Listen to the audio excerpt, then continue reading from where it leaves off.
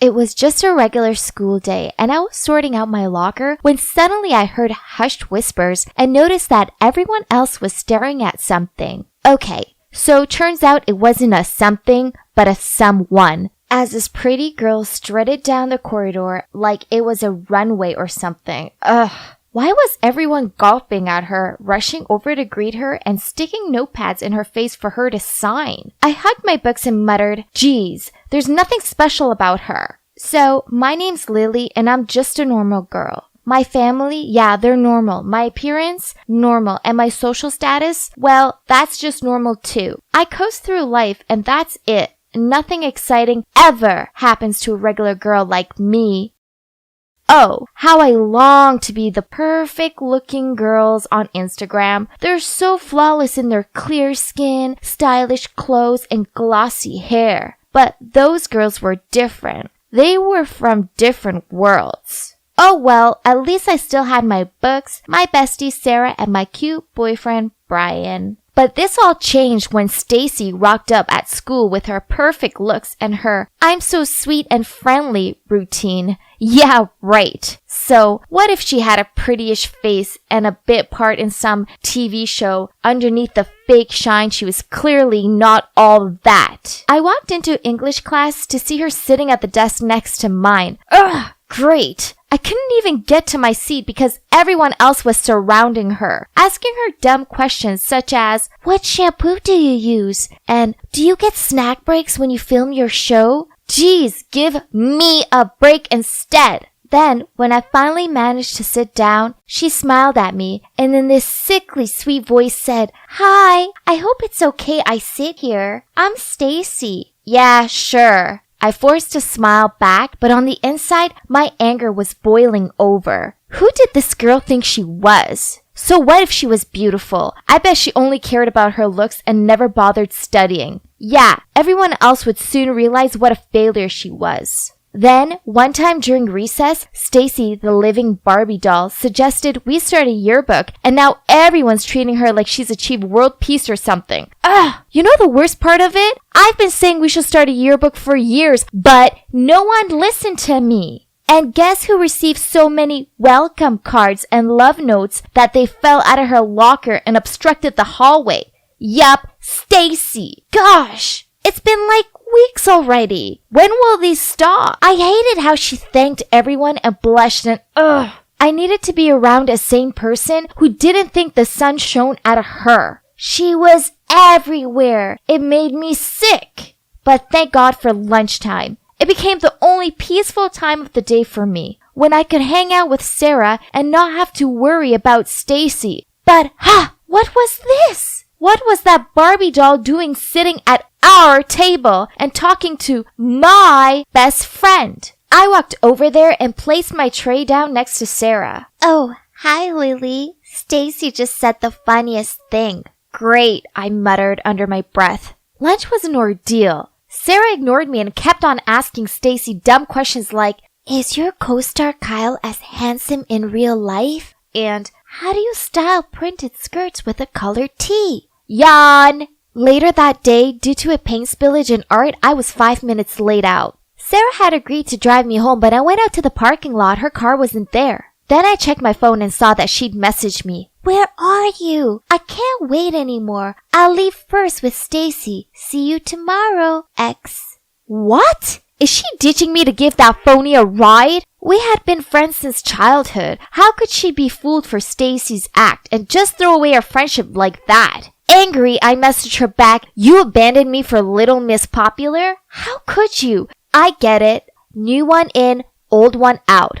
Well, thanks a lot." My phone buzzed with her reply. "Lily, you know it isn't like that. You live up the road from school while Stacy lives much further away and she needed to get back in time to get ready for her filming schedule." Madder than ever, I quickly typed out my reply. "Whatever. It's too bad you'll always be a nobody in her eyes, and she's just using you for a free ride." Then I chucked my phone onto my bed. I'd had enough.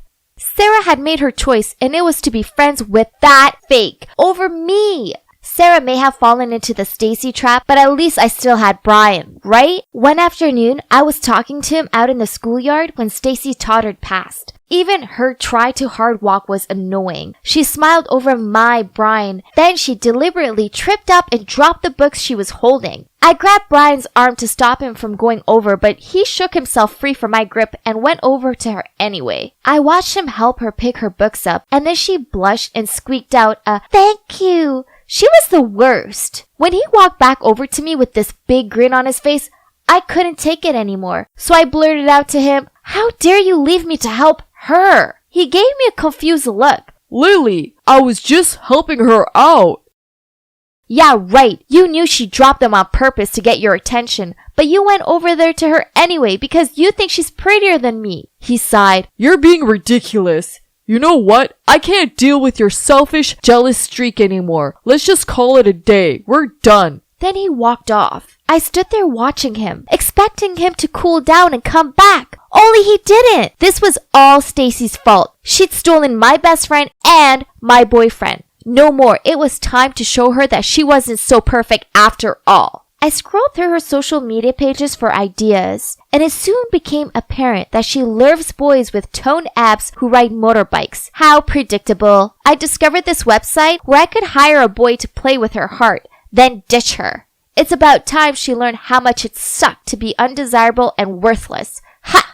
I found the perfect guy called Josh. He was 19, a gym addict, and he had a motorbike. Whoa, he was expensive, but it would be worth it, right? I arranged to meet him at the local coffee shop, and geez, he was even more handsome in person. I wished I could use this money to actually make him mine. Sigh. So the deal is, he's gonna flirt with Stacy, make her love him deeply, and then break up with her. The next Monday, I walked out of school to see Josh parked up to the school gate, holding his helmet and looking like he belonged in a movie. Naturally, every girl was staring at him, but he made a beeline for Stacy. Then, just 1 week later, I saw him picking up Stacy from the school. Whoa! I knew that! I knew I had chosen the right person. Josh was such a lady killer. They looked super close, and I had to remind myself that he was just an actor and he was doing his job. Ha! She was gonna be so heartbroken. But a few weeks later, and he was still picking her up. Huh? Why hadn't he broken up with her yet? So I called him up and asked him what was taking him so long. He replied that he would do it soon. He was just making her fall for him more before he did it. Brutal. Only the weeks passed by and he still hadn't ended it. Then I was walking past the movie theater and I spotted them there, kissing. What? This was not the plan! Furious, I had arranged to meet him the next day at the coffee shop. He walked over and couldn't even meet my eye as he said, "I'm sorry. I can't do this anymore. I will refund you as soon as I can." Why? Have you fallen in love with her or something? I said jokingly. There was a long silence. Then he looked down at the table and muttered out, "Yeah, I have." Why was I the only one on the planet who saw how fake she was? Thanks to her siren ways, I lost my best friend, my boyfriend, and now my savings. This was it. I needed to confront her. The next day at school, I tried finding her, but she was nowhere to be found. Then, as I passed through the school garden, I saw her sitting there. Gotcha! It's time to tell her exactly what I thought of her. I stormed over to her and opened my mouth to speak, but why was she crying? When she saw me, she managed to smile and said, "Oh, hi Lily. Is there a chance you could help me?" I stared at her with disbelief. Did she think I was under her spell and would do her bidding? But then I saw what she was crying about. In her hands was her English essay with a big F on it. So I replied, why me? You're so smart. You answer all the questions in class correctly. I don't want to be judged on my bad grades. That's why I left my last school. The other kids call me a brainless beauty. I moved here for a fresh start, and now I'm still failing. Okay, so in that moment, I realized that there were things I was good at. My grades were good, and I was pretty great at remembering facts. I'd just been so blinded by jealousy that I lost focus on these things and only saw what I didn't have. None of this was Stacy's fault. She never actually done anything bad to me. I'd made it all up in my head because I was jealous of her. So I sat down next to her and said, "No one's gonna call you that because I'll help you study." "You will?" She gave me a hopeful smile and I nodded. "Thank you so much," she flung her arms around me. So that's how Stacy went from being my enemy to my friend. She's actually a really sweet and kind-hearted girl. No wonder why everyone admired her so much. And I was wrong to judge her on her appearance and not give her a fair chance. She's still with Josh and she doesn't know that I hired him to break her heart. But hey, she now has a hunky boyfriend who adores her, so that could be considered compensation, right? Brian and I are still over, but thinking about it, maybe this was for the best. I know I overreacted, but he gave me up so easily. And well, I want to find a guy who won't do that. As for Sarah, I went around to her house with a bag full of her favorite candy, and I apologized for being a jealous jerk. Luckily for me, she forgave me. Now, Sarah, Stacy, and I have become good friends. Sarah and I both help Stacy with her studies, and she gives us fashion tips. And you know what? I've come to realize that I'm pretty after all. I just needed to discover my spark. So finally, I learned that no one's perfect. Perfection is just an illusion. The most important thing is that we feel happy with what we own and never stop improving ourselves. So just be you and let everyone else concentrate on being them. Hi, it's me, Diane again. In the first part of my story, I've told you about how I found out my boyfriend Brett was actually my half-brother when I once brought him home to introduce him to my mom, who also wasn't even my real mom. I was seriously upset with my mom and my aunt. I loved them both so much, but they've been lying to me my whole life. Imagine how hurt I must have been. Now with the fact that my dad was also Brett's dad, of course it was wrong to keep dating him. So one day we met on our college campus and I told him I wanted to break up with him. It was so horrible to break his heart like that, but the truth would be much, much worse. Part of me really wanted to tell him because then I could meet my real parents, but then Brett would really suffer. Obviously, Brett didn't take the breakup well. He called me so many times and even came to my house begging to get me back. Even though he knew my mom didn't want him there, I completely avoided him, as I felt like if I saw him, I'd just want to be with him again. I ended up taking a semester off college to sort my head out. It wasn't just to avoid Brett, though. I had another reason, too. I noticed that my biological parents' company was hiring a finance intern. I discovered this when I was Googling them one day, and I realized I had to apply. Well, I got the job. I was so nervous to meet my parents, and on my very first day, my manager introduced me to my dad. I had to try and act as normal as possible, just like any other employee, but inside I was screaming, wishing that I could just tell him who I really was. A few days later, I finally met my mom. My colleague told me that sometimes she would come and bring her husband lunch, and as soon as I saw her, I started shaking. She handed my dad his lunch and gave him a peck on the cheek, and they looked so sweet together. I couldn't stop staring at her. And as she left, she glanced at me and smiled. Suddenly, I felt so emotional, as if I'd lost something that I'd never had. I ended up running to the bathroom and crying in secret. It was just so overwhelming. When my birthday rolled around, my colleagues organized a small birthday party for me at the office. My mom and dad joined us to congratulate me and even sang happy birthday to me. I kept looking at my mom and noticed there were tears in her eyes. I knew that was because my birthday was the same date that she lost me, her only child. If only she knew I was standing there right in front of her. That night when I got home, I saw that my mom and aunt had also prepared a surprise birthday for me. It made me even more emotional because I thought back over all the years. It didn't matter how busy they both were. They always threw me a party. Inside, I felt like I was going crazy. I felt so torn between emotions for both my biological and adoptive family. I don't know why, but I decided that was the right moment to tell my mom and aunt about my decision to meet my real parents. Don't worry, I'll never leave both of you.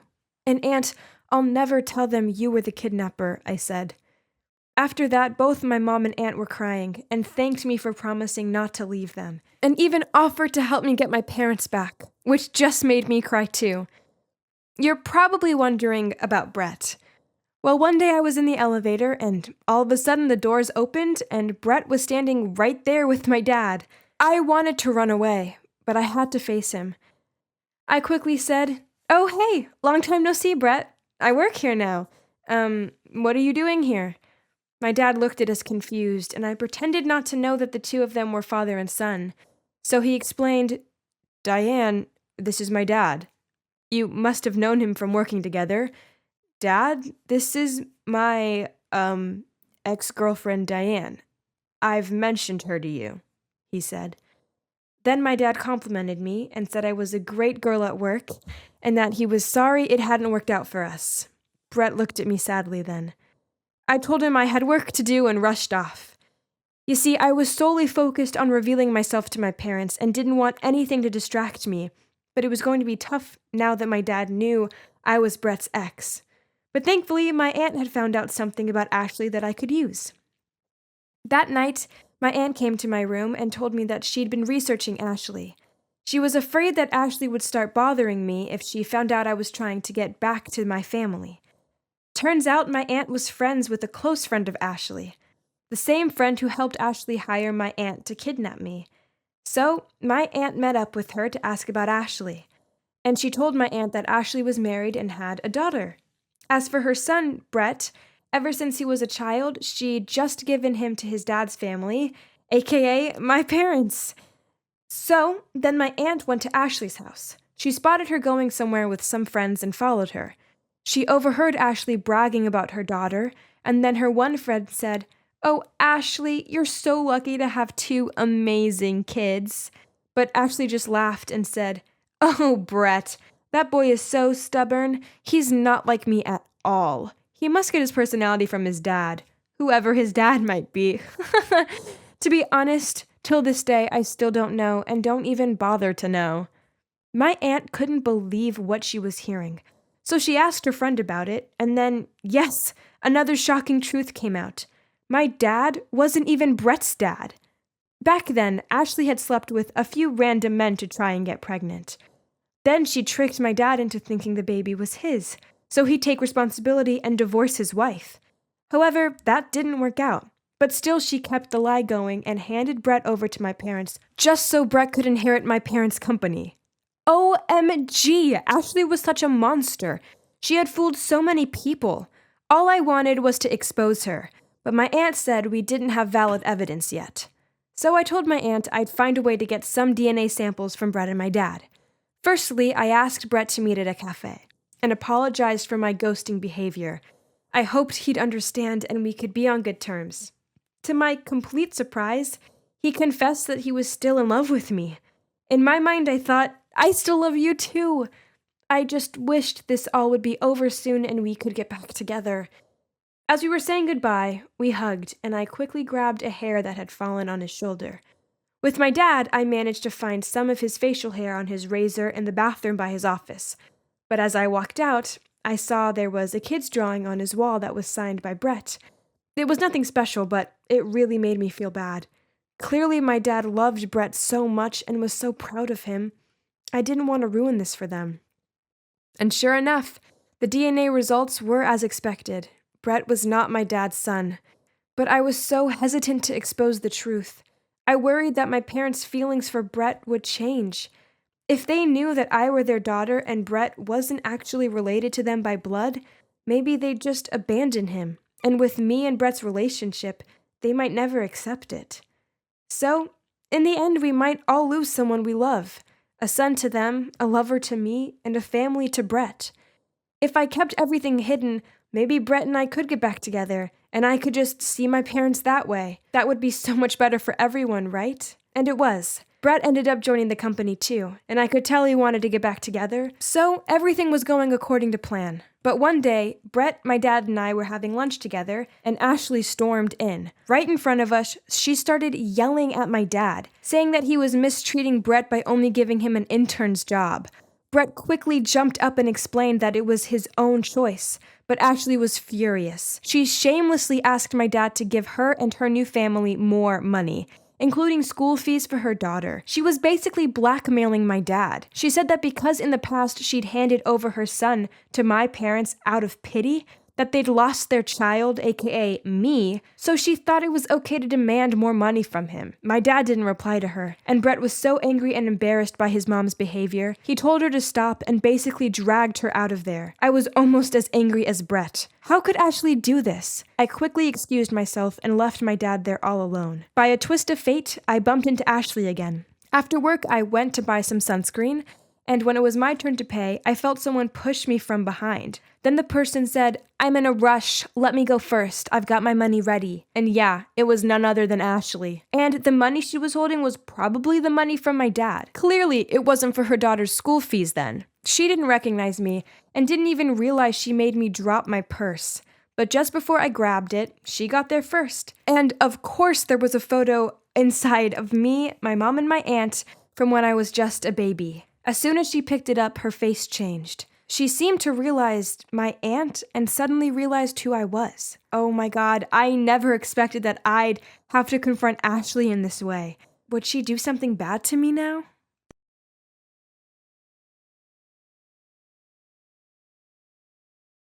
Hey, Kat here again. Are you ready for the next part of my story? If you haven't seen the first two parts, then what are you doing? Go and watch them right now. But if you have seen them, do you remember what happened to me? I'm a tomboy, a fact which my mom hates. Then her fiancé Max moved in with his girly daughter Taylor, and Mom clearly favored her over me. If this wasn't enough to deal with, I was then in an embarrassing situation at the mall while trying to be girly to impress this cute guy called Garrett who's into girly girls. So after the rescue of my best friend Harry and some help getting ready from my mom, I arranged to meet Garrett at the coffee shop so I could tell him exactly how I felt about him before his soccer team party. As I walked up the street to meet Garrett, I felt so happy. I'm sure it would be a surprise for him to see me dressed all girly, and he'd be into it. Then we'd kiss. Wow, that sounds great. I was the first one there, so I grabbed a hot chocolate and waited. Geez, that 5-minute wait felt like 5 years. Then he strolled through the door looking so casual but cute. He looked me up and down and then said, Kat, you do know the party later is just a casual hangout? I kept my cool as I replied, "Oh, this old dress? It's just something I threw on in a hurry." He ordered a drink and we talked for a bit.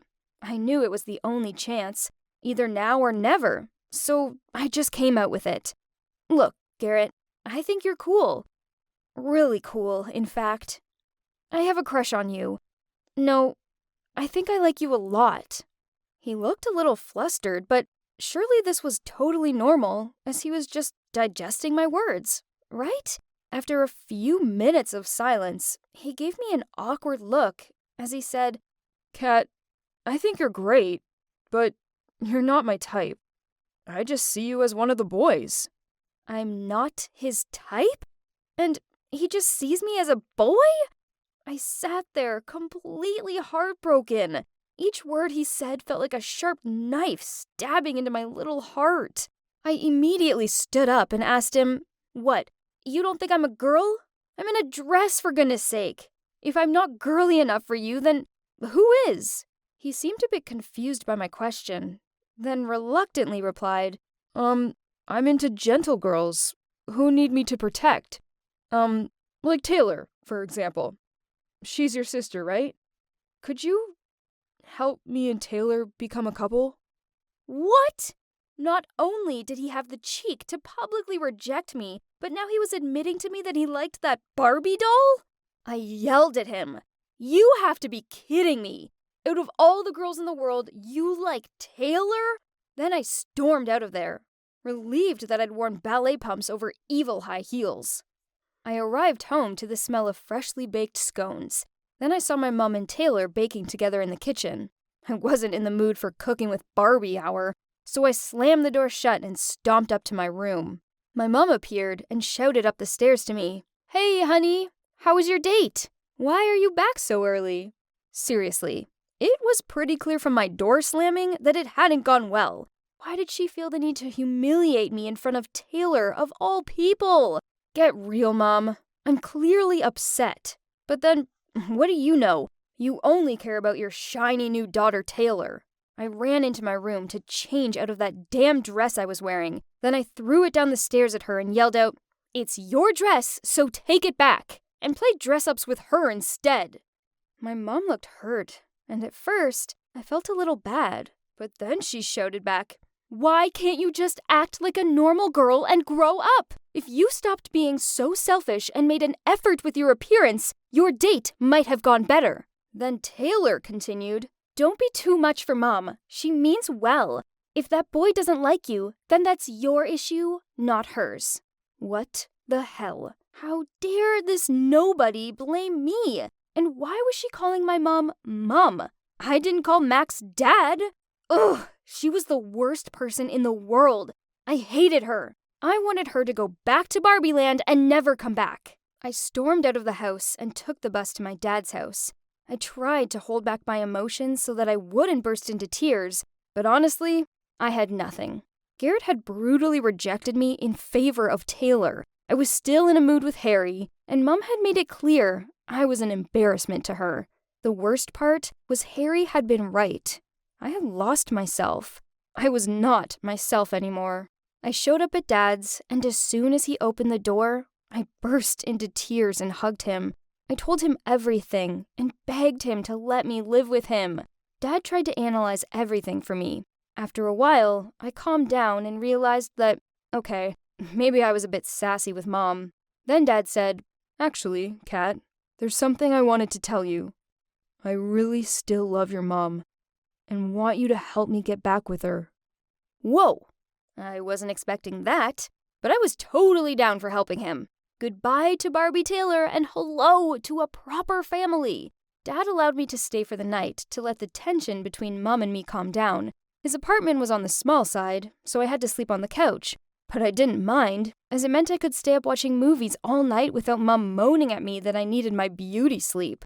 I arrived home the next day to Mom and Max cleaning the house together. They were laughing and joking around and, yeah, okay, they looked really happy together. But Dad deserved this happiness more, right? I greeted both of them, but only Max replied.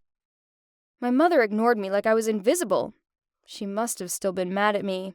So all this tension wasn't a part of my get Dad back with Mom plan. So before I left for school, I walked up to Mom, said sorry, then kissed her on the cheek. Cheesy, but worth it.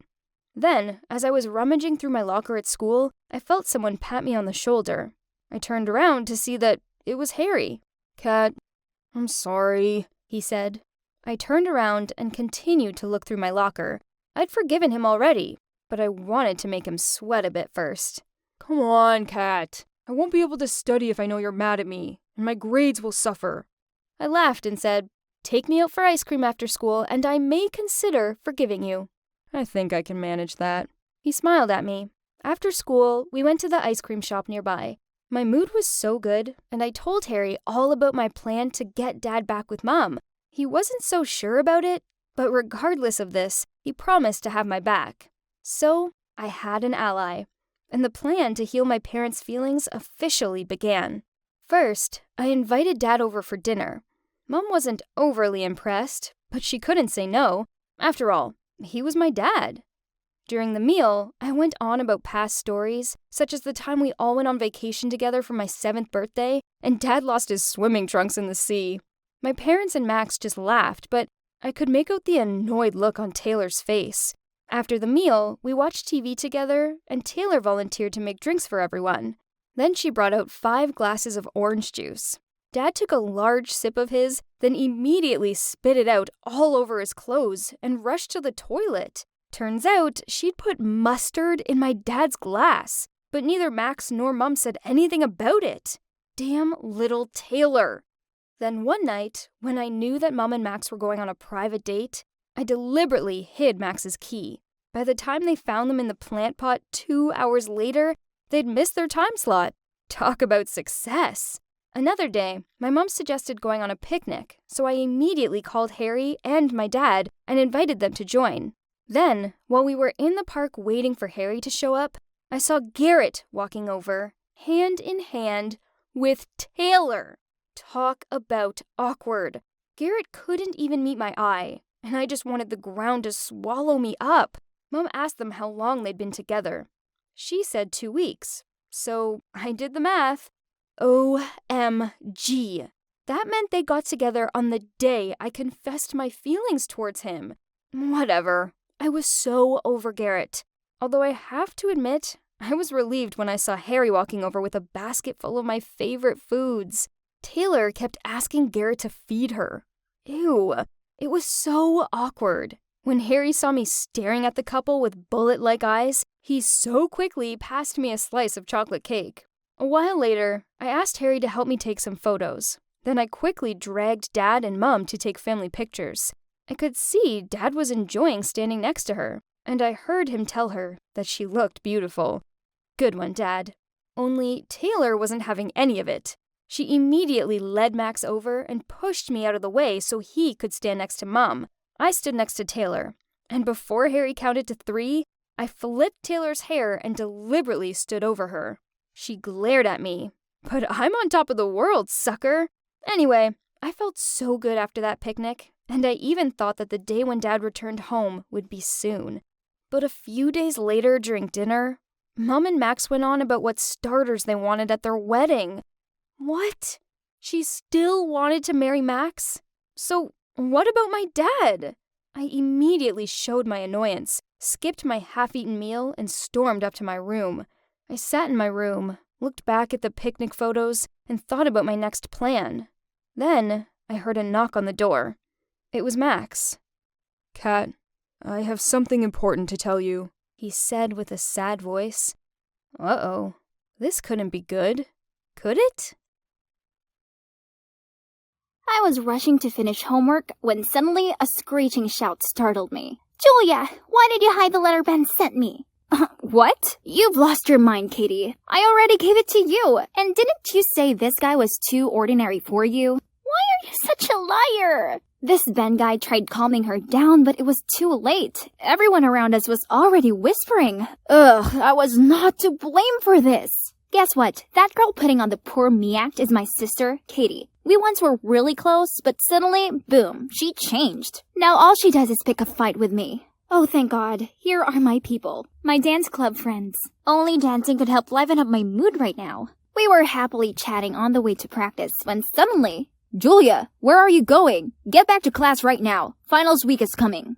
No way. You don't know how Katie just embarrassed me in front of the whole class. I'll never go back there. Stop making excuses. Then he dragged me back to the classroom. That's Max, my overbearing older brother. His catchphrases include, "Julia, where are you going? Remember to come back before 9 p.m. You still have lots of homework to do." Or, "Julia, come back and change your clothes. The dress you're wearing is too short." You see, I'm 16, not 6. Why does he keep treating me like a child? Worse still, this semester, he decided to move to my school to be able to watch my every step or something. Ugh, it's unbearable. After school, I came home exhausted, but unfortunately, this awful day was not over yet. Dad was there waiting for me, my report card in hand. "Julia, there's not even a single B on here." Those dumb equations just wouldn't stick to my head. Dad, I've tried. Tried, you say? So it has nothing to do with you skipping school to go dancing, huh?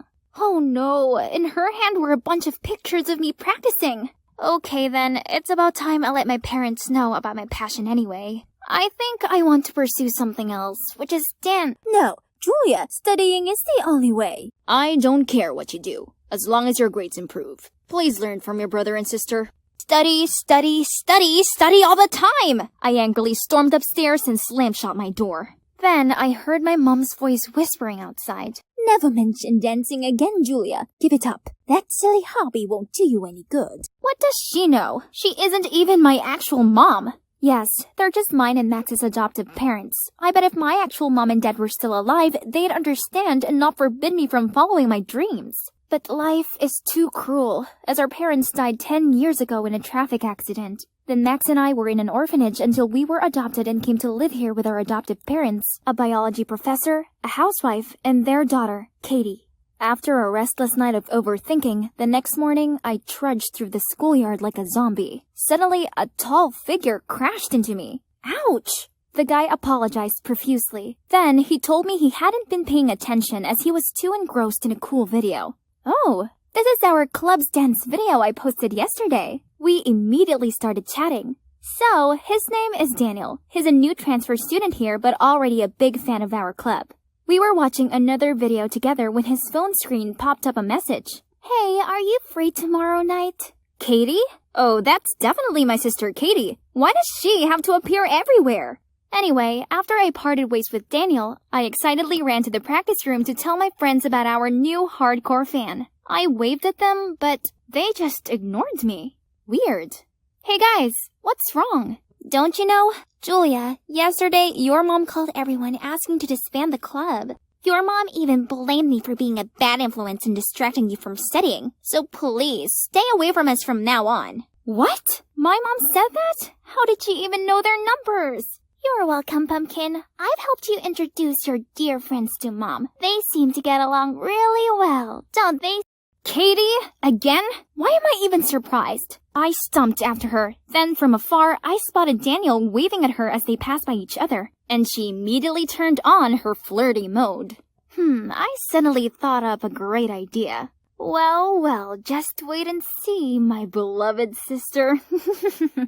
When Katie walked off, I quickly ran over to chat with Daniel, and it didn't take long for me to lure him into my trap. My friends are all going on about the new Jurassic World movie. Have you seen it? I want to watch it too, but I have no one to go with. Is that so? Actually, I was planning on seeing that movie this weekend. Let's go together. Bingo! The fish has taken the bait. Katie, you took away the one thing I love the most, and now watch me do the same to you. That Saturday night, I happily went to the cinema in a pretty dress. No sign of Daniel yet, so I got to my seat first. But, Julia, what on earth are you doing here? Oh, Katie, the prey even showed up by herself. Nice. She immediately jumped on me, accusing me of stalking and ruining her date. We argued loudly until a member of staff kicked us out. A few days later, Daniel and I met at a cafe he chose, but right away I saw Katie at the next table. Again, she seemed to be waiting for someone. I walked over to her. You're so persistent on being a third wheel. She was so angry but couldn't say anything. I went back to the table and sat with Daniel. Huh? What? There's ketchup all over my dress! That does it! So I lunged at her and we started brawling. And here we are, at the cop station, waiting to be bailed out. As soon as Mom arrived, Katie put on her waterworks hat and sobbed about how I was trying to steal away the love of her life. I couldn't be around either of them anymore, so I left with Daniel. We weren't far from the cop station when Max rushed out from nowhere. Stay away from my sister! And why would I? Then my brother punched Daniel in the face. What are you doing? It's Katie. She's the one who keeps messing with us. No, Julia. Katie is just a victim. Stop seeing this guy. Great. Now even Max was defending Katie. I helped Daniel up and left with him despite Max's calls from behind. The next day, I was putting things in my locker when I saw Max and Katie passing by, looking real close. They were whispering something to each other, as if his real sister was her, not me. Fine then, if that meant I would stop being supervised. Katie still wouldn't leave me alone though. There were countless times she squeezed between me and Daniel, laughing with him as if I didn't exist. Another time, when we were about to kiss, she jumped out of nowhere, gave Daniel a concert ticket, then the two of them left together. So annoying. Honestly, it's no longer about taking revenge on Katie anymore. I do feel happy when I'm with Daniel. He seemed to want to be with me too, but why didn't he just reject Katie? But at least it was me he invited to the prom this Friday, not her. That night, I excitedly put on my prom dress, curled my hair, did my nails. Everything's all set. Daniel would be here soon. I opened the door to go downstairs when, oh no, it had been locked from outside. My parents were on vacation, so it had to be my cruel siblings. I immediately called my parents, but all I received was, "You shouldn't be even thinking about prom, considering how bad your grades have been lately. Stay home and study." Right at that moment, there was the sound of an engine outside. I ran to the window and saw Katie getting into Daniel's car. I banged on the door and yelled, but only Max's voice came from outside. "Julia, that guy is not good at all. Just leave this to me and Katie." Why are you on her side and not mine? Why is everyone turning their back on me? I felt like such an outsider in this family, so from then on, I did my best to ignore them all. I passed without a word as Max and Katie gathered around our parents after their trip. Then I stayed silently in my room, ignoring Max's call outside the door. I also tried ignoring Daniel, but he continued calling me. I think you've got the wrong number. I'm not Katie. Huh? Julia, what's wrong with you? Let's see. You left me alone and went to prom with Katie? Oh, that? I already saw Katie waiting as I arrived. She said you'd already left for prom with your friends. I looked for you everywhere. I was thinking about you the whole party. Gosh, Katie is taking things too far. Even my poor Daniel has to put up with her stupid tricks. Baby, what should I do to make you feel better? How about a road trip? Let's spend this weekend together, just us two. Honestly, all I need is Daniel's sweet voice to make my anger go away. I'd love that. I'm so sick and tired of being in this nightmare house. Being alone with Daniel felt amazing. After 2 hours of driving, we pulled up at a gas station to take a break, and he told me to pick anything I wanted. This trip is on me. I have to make it up for my princess, don't I? Oh, how did I get such a wonderful boyfriend? I stuffed my face with snacks as I waited for Daniel to return from the restroom. What's taking him so long? Just as I was going to step outside to look for him, the cashier stopped me. I'm sorry, miss. You haven't paid for those. Also, your friend left you this. Then he gave me a bunch of papers. One of them was a note saying, Surprise! Take this as your first life lesson, honey. Don't be so gullible. If you're wondering why you deserve all this, go ask your lovely brother Max. Dan. I stared down at the other papers. Receipts! This came to hundreds. He'd grab all these random things, including 5 boxes of Mountain Dew. Is this for real? How could this guy be the guy I was deeply in love with just seconds ago? I was on the verge of breaking down. But first, I still had this huge bill to pay. Oh God, where do I get the money for all this? Should I call my family for help? No way. I could already hear Max scolding, then my parents nagging, and Katie's scornful look. And so I begged the store owner to let me work here to pay back the bill. It's not so bad. At least I wouldn't have to go home. But only, I kept on messing up. I clogged the slushy machine so the floor was covered in sugared ice. I knocked over the sunglasses stand while cleaning and constantly counted change incorrectly. It was a disaster. Maybe if I'd pay more attention in math, it wouldn't be this bad. I tried everything, but all I did was create more trouble instead of paying back the money. Eventually, they kicked me out. And now all I can do is sit at this abandoned bus stop, not knowing where to go or who to find. Thinking about my life with my family before made me tear up. If only... Suddenly, a familiar car stopped in front of me. Dad! Julia, here you are. Everyone's been frantically searching for you. I'm so glad you're okay. Why did you scare us like this? I'm sorry, Dad.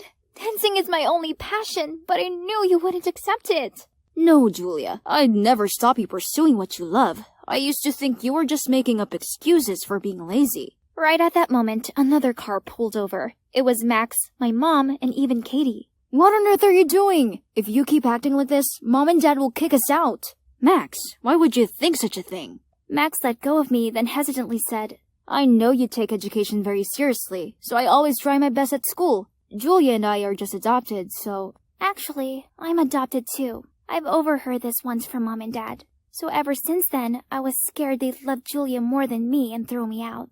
Oh, my baby, it's true. We adopted all 3 of you. This doesn't change a thing. You're our children and we love you all, and only wish for you to care and look out for each other. Whoa, this was all too much to take in. My emotions were all over the place and I didn't know whether to smile or cry. Secrets only make us misunderstand one another, so from now on, we won't hide anything, okay? On that note, I'm sorry, honey. Let me tell you all this one last secret that I've been keeping to myself all these years.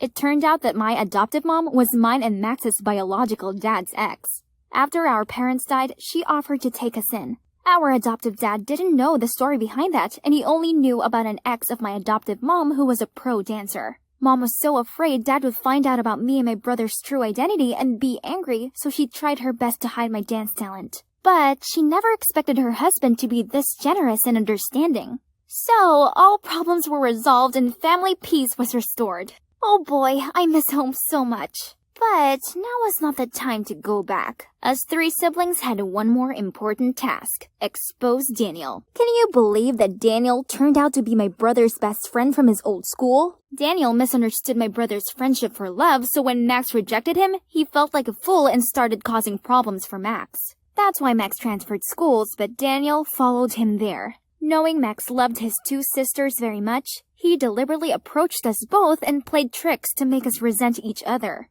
After that time at the police station, Max told Katie about this and worked up a plan to expose Daniel. We found Daniel's current partner and invited him to meet them at a diner. Then we told him everything his boyfriend had done. Needless to say, he was so angry he finished with Daniel and exposed his true face to the whole school. Facing a barrage of criticism, Daniel was scared and apologized to the three of us and promised to make up for it. Well, now that I have a happy family, I can freely pursue my dance passion. What else do I need? Just looking at Daniel being subservient is enough to satisfy me. It's been a long time since I was able to enjoy myself at a party. It sure felt good. Now just one thing left to make this night even more perfect. I'm going to make my crush mine. There he is, Jad. OMG. Did he just glance at me? I could feel my heart flutter. As I immersed myself in a world with only Jad and me, the face of Harry the Metal Mouth suddenly popped up from nowhere. It's time for bed, Mommy's little princess. What on earth was he saying? And why was everyone running toward the window like that? I jostled into the crowd and I peeked down. Oh, for heaven's sake! The beyond cringy woman standing there holding the speakerphone was none other than my mom! Janice, it's 10 p.m. You know it's your turn to stay with me tonight. I won't be able to sleep without you. God, is there any way for me to just evaporate right here, right now? This is too embarrassing. But wait, how did she know I was here? I immediately looked over at Christine. It must be her again. Everyone knew she had a huge crush on Jad too, and would do anything to get him. She's definitely the snitch. It's so frustrating. Anyway, let me fill you in on the situation. This crazy woman is my mom, who gave birth to not only me, but also my older sister Patty and my big brother Will. I guess we all turned out alright, but this wasn't down to Mom. She didn't raise us, our nanny Randy did. You see, Mom used to be an actress. She was always busy with her work and her numerous flings, which resulted in each of us three having a different father. Luckily, we had Randy to take care of us, so I never felt like I was missing out on anything. On the contrary, having to see Mom all day is a problem for me. A month ago, Mom suddenly decided to retire and move in with me and my siblings. And who knew that an out-of-date star could be such a childish, clingy nightmare? Ugh! She didn't like being alone, so she insisted Patty and I had to take turns sleeping next to her. Then she forced us to accompany her to the mall and be her luggage gophers and talk to her while she went for the zillionth beauty treatment of the week. One day, after an exhausting day out with Mom, we entered the house to Will rushing over and shouting, "Mom, why did you tamper with my laptop?" It turned out that Will had applied to the Juilliard Institute, one of the most famous art institutes in New York. But Mom went on his laptop and deleted the school's acceptance email, meaning poor Will had missed out on the response deadline. Oh, sweetheart, I didn't mean to. I was trying to send an email to report those scammers on TV, but I must have accidentally deleted your email. That's probably a good thing anyway, son. It would be better to apply for an economics major at the State University, so our family won't have to be apart. Do you know how hard it was to get in there? Ugh, I can't do this right now. I'm done. Dinner with Mom tonight was super awkward. It was just me and her, as Will was simmering in his room, and Patty, well, I don't know where she was. Afterward, I passed by her room and overheard a whimpering sound. I peeked through the gap in the door and saw Will also trying to calm Patty. James is now insisting on breaking up with me. If Mom hadn't come to my company and bragged that her daughter was the manager's girlfriend, the story wouldn't have reached my boss and neither of us would be in this mess. I know, right? Mom never cared about us before, but now she thinks she can just waltz back into our lives and do whatever she wants? I've had enough of this. We're both over 18 now. Let's just move out. Oh, no. No! Look at their determined eyes. I couldn't let this happen.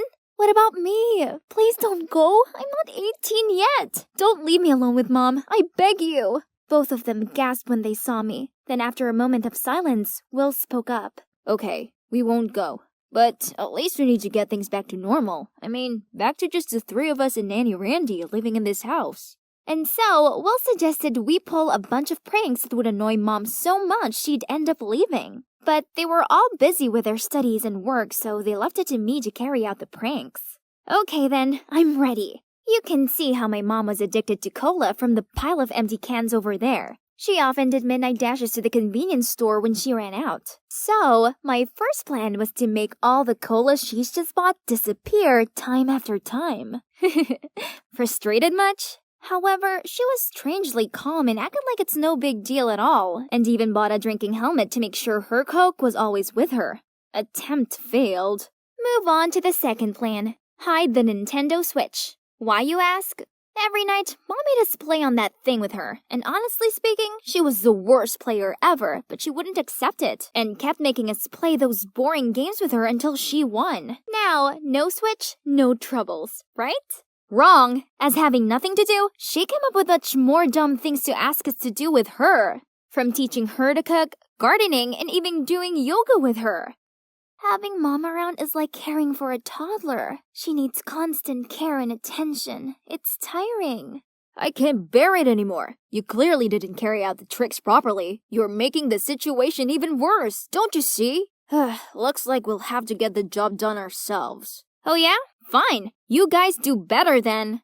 And so they carried on by using Mom's ultimate fear of spiders. She's terrified of them. Even the teeny tiny ones were enough to cause her to climb onto a chair in fright until one of us removed it. So, Patty asked me to buy fake spiders online. Then she hid them all over our house. But this time, without panicking, she even picked it up and tossed it in our direction, which freaked us out instead. So, Will decided it was his turn to take some action. He planned that one evening I would distract Randy, and in the meantime, Will would throw a feast at home, then swiftly drag all his friends out, leaving a huge mess for Mom. Despite never lifting a finger on cleaning, Mom is actually a clean person, so it would definitely drive her crazy. But nope, once again, it didn't go as planned when Will and Patty came home to find Randy there, helping Mom clean up the whole mess. Of course, I was the one who got the blame. Again. Janice, you told us you were able to get Randy away from the house for a day, didn't you? I did ask her to take me to Dad's, but midway there, she realized she forgot her phone and insisted on going back. Oh, stop with all the excuses. You're so useless and always do things by halves. The spider trick must have also failed because you bought some cheap ones that looked too obviously fake. Yeah, perhaps you've been bought off by Mom, aren't you? Spill it. Ugh, are they seriously accusing me of betrayal right now? Enough! If you're that good, then do it all yourself. I stormed off without any extra words to them. The next morning, while watching Netflix, I heard Patty and Will arguing. It turned out Patty let her boyfriend use her car and he forgot to come pick her up to work. So she's trying to borrow Will's bike so she wouldn't be late for a meeting. But Will wouldn't let her because he had an important dance workshop to attend. Don't your dumb class just always repeat the same wriggle moves? Take the bus instead. You won't die if you're a little late. It's not my fault your gold-digging boyfriend forgot to pick you up in your own freaking car. You should have broken up with a jerk like him ages ago. They continued quarreling for a while until I saw Will launch his way down from upstairs shouting. Fine, just take it. Has anyone ever been able to stop you from anything, bossy Patty? And he headed straight outside to his bike, then came back after a bit, probably to get some air to calm down. Ugh, would these two give it a rest? How are we meant to figure out a way to win against Mom when they couldn't even go a day without bickering? Right then, Mom walked in and told me she was going to bake the cake Patty had shown her how to do yesterday. Oops, but I forgot to buy eggs. I wonder if Will needs to use the bike today. I'll borrow it just for a bit. Ha! Great! If Mom took the bike, then both of my annoying siblings would have to stop squabbling about it, right? Yes, Mom, take it. Will said he was gonna take the bus today. It'll be faster to cycle to the grocery store anyway. Then Mom hopped on the bike and shakily rode off. After a while, Will and Patty went out to the yard, and of course, the bike was no longer there. After I told them that Mom had already taken the bike, Will stopped dead. because the truth was that he had purposely broken the brake so that Patty wouldn't take it. Patty tried calling Mom, but she didn't pick up. Then came a call from Randy. She told us that Mom had crashed the bike and had been hospitalized. Oh no. We rushed there immediately, and fortunately, apart from a ligament sprain, she's fine. It could have been much worse, but that meant she had to wear a bandage for a whole month to stabilize her leg. This was all our fault, so now we had no choice but to whimper to Mom's every demand. Mom insisted I spoon-feed her all of her meals. When I mentioned that there was nothing wrong with her hands, she told me that the trauma to her leg had affected her entire body. She made Patty light loads of candles, play soothing melodies, and rearrange her bedroom furniture so she had a relaxing space to heal. And she got Will to download her old movies for her and feed her popcorn while she watched them on repeat. Of course, we were really worried about her and hoped she'd recover as soon as possible, but honestly, her ridiculous demands were going too far. Then, one day, she insisted we go to a picnic, as sitting inside all day was making her depressed. So, we did exactly just that. Then, while we were walking on a slope, I dropped my bag and bent down to pick it up. Oops, I forgot to lock the wheelchair's wheels. I gasped as I saw Mom whiz down the hill. But immediately, she hopped out of the chair and landed on her feet perfectly fine. Will and Patty stared in confusion at Mom's cascade-like performance. What about me? Nah, I'm not surprised at all, cause I was the one who set this whole thing up to expose Mom. Nanny Randy has told me everything. I know she has been helping you dodging our tricks, as well as carrying out that fake bike accident. Please, why do you have to make life so difficult for us? You never even cared about us, did you? As soon as I finished, Mom burst into tears. Then she began to pour her heart out. As it turned out, after her career finished, all the fortune, glory, friends, colleagues, and even men who once said that they'd love her for the rest of their lives, turned their backs on her. She was extremely lonely and needed us, her children, more than ever. Now, I only have 3 of you. In the past, I didn't fulfill my responsibilities as a mother, and I know I let you all down. But now, I realize my mistakes. I only did what I did because I wanted to draw you back close to me. Please, forgive me.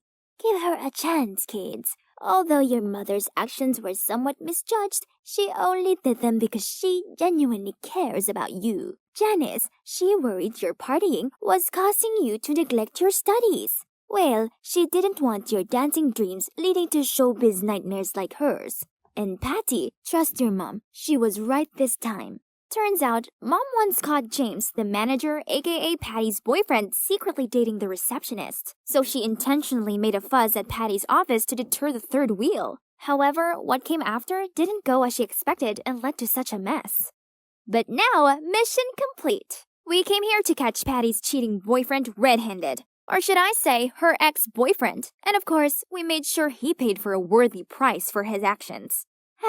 Justice has been served. Now, to relax.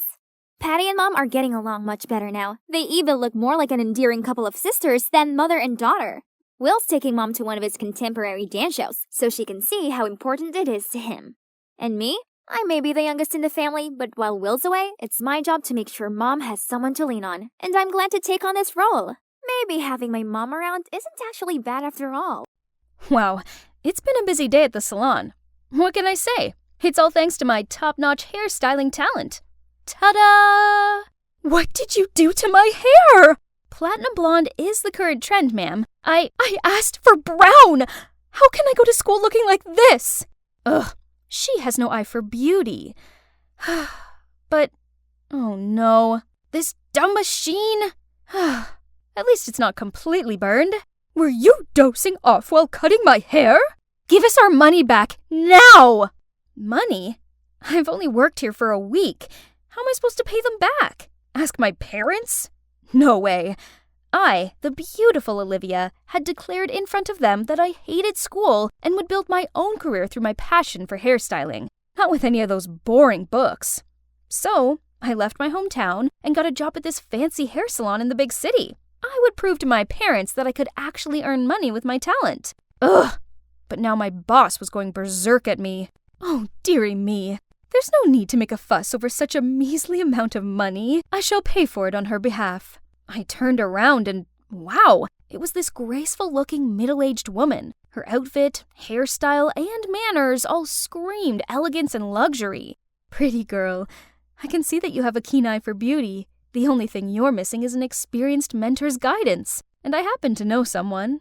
I can't believe it. Mr. Fullington, the world's #1 hairstylist, was going to be my mentor. Of course, it's all thanks to this awesome lady. Oh, wait. Mom. I should call her Mom now, as she's just adopted me. She must have taken a liking to me, seeing how determined I was, pursuing my passion despite all hardship. She and her husband are millionaires who couldn't have children, so, yeah, they decided to take me in. Man, this is the best thing to happen to me ever! Olivia, school isn't the only way to success. With your talent, the road can be much shorter. My foster parents are so kind. Just look at this room. I feel like a princess. Just look at this gigantic bed, satin sheets, and walk-in closet. Better still, they even arranged for a makeup artist and a stylist to spend all day helping me look fabulous. The rich kid's life sure was sweet. I was so immersed in all of it that I almost forgot the main reason why I agreed to do this. The hairstyling course with Mr. Fullington. Mom, Dad, I know that you're both very busy, but I've been waiting so long. Has Mr. Fullington forgot about our appointment? Oh, sweetie, I'm sorry, but he's been sick, so his schedule has all been put off till next month. Don't worry, darling. In the meantime, why don't you try attending some fancy parties on our behalf? It's a good chance to expand your social circle and learn how to make money from all the best. Oh, that sounds pretty good. If I could make lots of money, then my parents would have to take me seriously and stop their stupid go-back-to-school demands. As soon as I arrived at the party, all these new friends gathered around and complimented on how beautiful I looked. The rich guys went crazy for me, too. I instantly became the center of attention. This one guy called Bruce introduced himself as the son of the CEO to the top media corporation in the U.S. Olivia, that exquisite face of yours was made for the big screen. You should play the leading role in our new movie. Oh, acting? I'd never thought about it before. Walking down the red carpet and posing in front of hundreds of cameras did sound appealing. It's worth a try, right? I was still stunned at Bruce's offer when I felt something cool on my finger. Oh my gosh, a sparkly red diamond ring? William, heir to the GeoGems Limited. Pleasure to meet you, Olivia. Please consider this my greeting gift. And this continued all evening until I couldn't hold any more stuff. Flowers from Justin, a jewelry set from Andrew, a perfume collection from Anthony, and this watch from... I couldn't remember anymore. I was trying to slip away when a handsome guy blocked me. You're stunning, Olivia. Can I see you tomorrow? A date? I didn't even know him. No. What a pity. I'm meeting my old friends at West High tomorrow. Sorry, it's not that I'm picky or anything, but dating can't be that easy, right? Phew, finally home. What an eventful evening. Just then, I got a call from Minnie, my best friend. Minnie told me that some mean girls at school were spreading rumors that I stole money from my parents, then packed up and ran away. Okay then, let them tittle-tattle. Tomorrow, I'll show those meanies who's the real deal. Yay, it's so nice to see Minnie again. We immediately chatted nonstop about all kinds of things. Then suddenly, the hyenas appeared with the same sarcastic tone as usual. Wow, counterfeit goods are so well made these days. You know, your supposedly Birkin bag is extremely rare. There's only 5 of those on Earth, right? Busted! How much do supercar hourly rentals and bodyguards cost nowadays, little Miss Show-Off? Minnie was going to defend me, but I stopped her. No need to waste time arguing with these people. I then grasped Minnie's hand to leave, but look, Olivia! I looked up. There was an airplane flying at very close range, and it was writing something. O-L-I-V... The white smoke actually spelled out my name! I've only seen this in movies. I gasped in shock as the plane landed, and stepping out of the cockpit was the guy at the party last night, Nathan. Turns out he was the youngest pilot in America and wanted to impress me with this grand gesture after being rejected yesterday. Flying in the sky is my passion. And, Olivia, I want to be your personal pilot, taking you wherever you want. Oh my goodness. I don't know what was better. Having a rich, handsome guy going out of his way to impress me, or seeing the astonished looks on my fake friends' faces.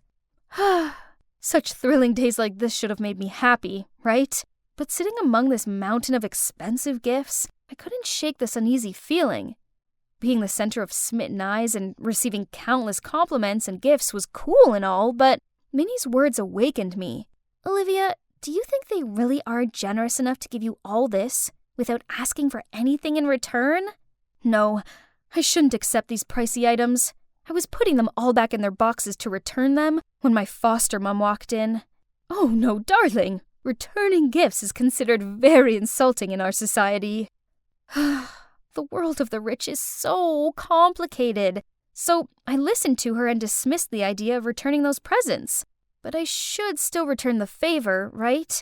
So I agreed to meet some of them. The first person must be the one who impressed me the most, Nathan the pilot. His airplane hangar was where we had our first date. I couldn't find anything bad about Nathan, but we just didn't click.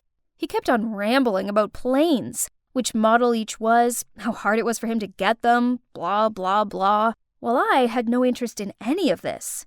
The next guy, William, was even worse. He not only invited me, but also dozens of other beautiful girls. He even gave each girl a gem stone from his collection.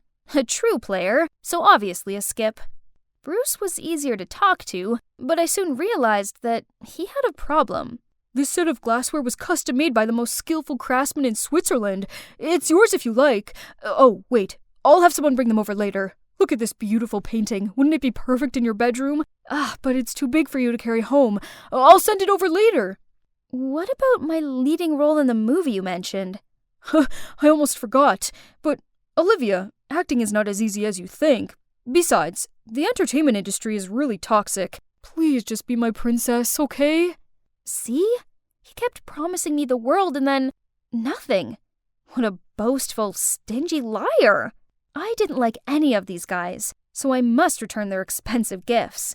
But as soon as I carried the boxes out of the room, my foster mom stopped me.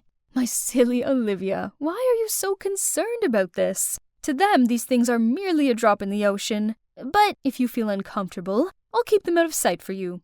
Giving them back will bring shame to our family. And you don't want that, do you? All right, that seemed like the best solution. My foster parents had been so nice to me. I shouldn't cause them any trouble. But a few days later, I discovered that they had secretly used my phone to ask Bruce for more presents. He thought I was angry, so he promised me a huge surprise tomorrow. It's weird. Why did they do that? They're as rich as Bruce's family, aren't they? I asked them why, and turned out my foster parents just wanted to test Bruce, as he seemed to be the most persistent in pursuing me, but had not shown his sincerity. Early next morning, I received a call from Bruce, saying that he'd sent someone over with a luxurious car, and reminded me about our date tonight. Wait, an entire car? That's too much this time. I was about to tell him to keep it when my foster father rushed in, saying that my parents were seriously ill. Oh gosh. I quickly hung up the phone and immediately went back to my hometown. Dear God, please protect my parents. Surprisingly, my mom opened the door looking perfectly fine, and there was Dad as healthy as can be watching TV. Thank goodness. My foster dad must have made a mistake. It's been a while since I was home, so I decided to stay the night. And as we were having some family time, I got another call from Bruce. Oh no, I forgot to cancel our date, and now he's at the mansion waiting for me. The problem was, Bruce couldn't find his sports car anywhere, and kept on making a fuss about it. I tried calling my foster parents to resolve this, but I couldn't contact them the whole evening. The morning after, I returned to the mansion to find strangers going in and out. What are you all doing? Hi, we're moving in. Great to meet you, neighbor. It's such a catch to find a good place like this up for rent at reasonable prices, right in the local newspaper. Am I right? For rent? No. What on earth is going on? I rushed into my foster parents' bedroom, but it was empty. Even the gifts they said they'd keep for me were all gone. They left without a trace, as if they were running away. What? Did your partners in crime leave you? Now don't you dare deny it, you fraud! What did he say? Partners in crime? Fraud? I tried explaining to him how I wanted to return all the gifts I received, but he wouldn't believe me. He threatened to call the cops if he didn't get his car back. Oh no, no way that's gonna happen. All I could do was beg Bruce to give me some time. This is the home of our town's famous sheriff. He's the only person who could help me, but all I got was, "I'm sorry, but I'm retired. You're gonna have to ask someone else." What to do now? I was freaking out when, out of nowhere, "No need for my dad. This is a piece of cake. I can give you a hand." I turned around to see a guy leaning on the door with a cold, arrogant look, and his arms crossed. Who is this guy? Can he really help me? We'll see. Wow, Alan really took the risk and invested a lot in this. A sports car, a mansion, expensive trips, and even this huge event. I have to admit, he looks quite handsome being all dressed up. Oh, I forgot to tell you, Alan, yep, the sheriff's son, is playing the rich heir of a big corporation chasing after a beautiful young lady, which is me. However, I didn't expect things would turn out so real. Alan's pursuit of me even made it on the local news. You guys must be curious how someone who's not a millionaire did this. Well, Alan convinced Bruce to fund our plan. He was hesitant at first, but he soon realized that this was the only way to catch the frauds and get his stuff back. So, reluctantly, he agreed. Alan is indeed a genius, and his well-thought-out strategy quickly got the fish hooked. We were making headlines everywhere, and I finally received a text from my so-called foster mom. At first, she was just asking how I was doing, and talked about how busy they were with overseas projects, until today. "Olivia, how's it going with that mysterious millionaire boyfriend of yours? He seems willing to give you anything. So you will consider him, won't you, darling?" As expected, these money-hungry crooks wouldn't let it slide once they heard millionaire. So I replied to her that my rich man was treating me well and wanted to throw an extravagant feast this weekend to officially announce our relationship. And I hoped my parents could put off their business trip and come join us. Tonight was the night. Gosh, I was so nervous, as my mom didn't reply to that message of mine. Will they show up, or did they sense something was off? While I was super nervous, Alan came to me and held my hand real tight. "Don't worry, Olivia. Everything will work out as planned." My, what is this feeling? It's undeniable that I always feel so safe being with Alan. The party finally began. Alan proposed to me with this rare, precious Serendipite gem on a ring, which is one of the only 3 existing in the whole world. Everyone started buzzing. Alan's acting was so perfect, from his eye contact to the words he said, that I couldn't help but feel butterflies in my stomach. I do. When the party was over and all the guests left, I received a call from my foster mom telling me to go to the back gate. As predicted, they offered to keep the engagement ring for me. Drop the act, frauds! The two were still processing what was happening when the cops barged in and arrested them. It worked! Can't believe I've successfully tricked these notorious scammers. "What about my car? My Bugatti? Where is it?" Oh, I almost forgot the main sponsor for this perfect plan. Without him, we definitely couldn't pull this off. Our stingy millionaire Bruce Dillon. I bet there hasn't been a single day gone by that he didn't think about his missing gifts, huh? That reminds me. This sparkling, precious ring, too. I quickly took it off, passed it to Alan, and told him to give it back to Bruce. But the minute the Serendipite ring left my finger, Alan put on something else. Oh my god, another ring? "Your role as a millionaire's girlfriend may be over, but will you be a girlfriend to an ordinary guy like me, Olivia?" Yes! 1,000,000 times yes! After all this mess, I now realize that I've still got a lot of learning to do. So I've decided to listen to my parents and finish school. Turns out, if I really paid attention in class, it's actually pretty interesting. And Minnie is still my amazing BFF, who let me have free rein to experiment on her hair. And of course, this cute future detective too. Babe, time to change your hairstyle. Ugh, who's calling at this hour? Orla, Your sister is having a wedding this weekend. Make arrangements to attend. My sister Rowan is having a what now? She had never had a date, and she's only 19. Are you still listening, Orla? Surely you have a boyfriend by now, so bring him along. Boyfriend?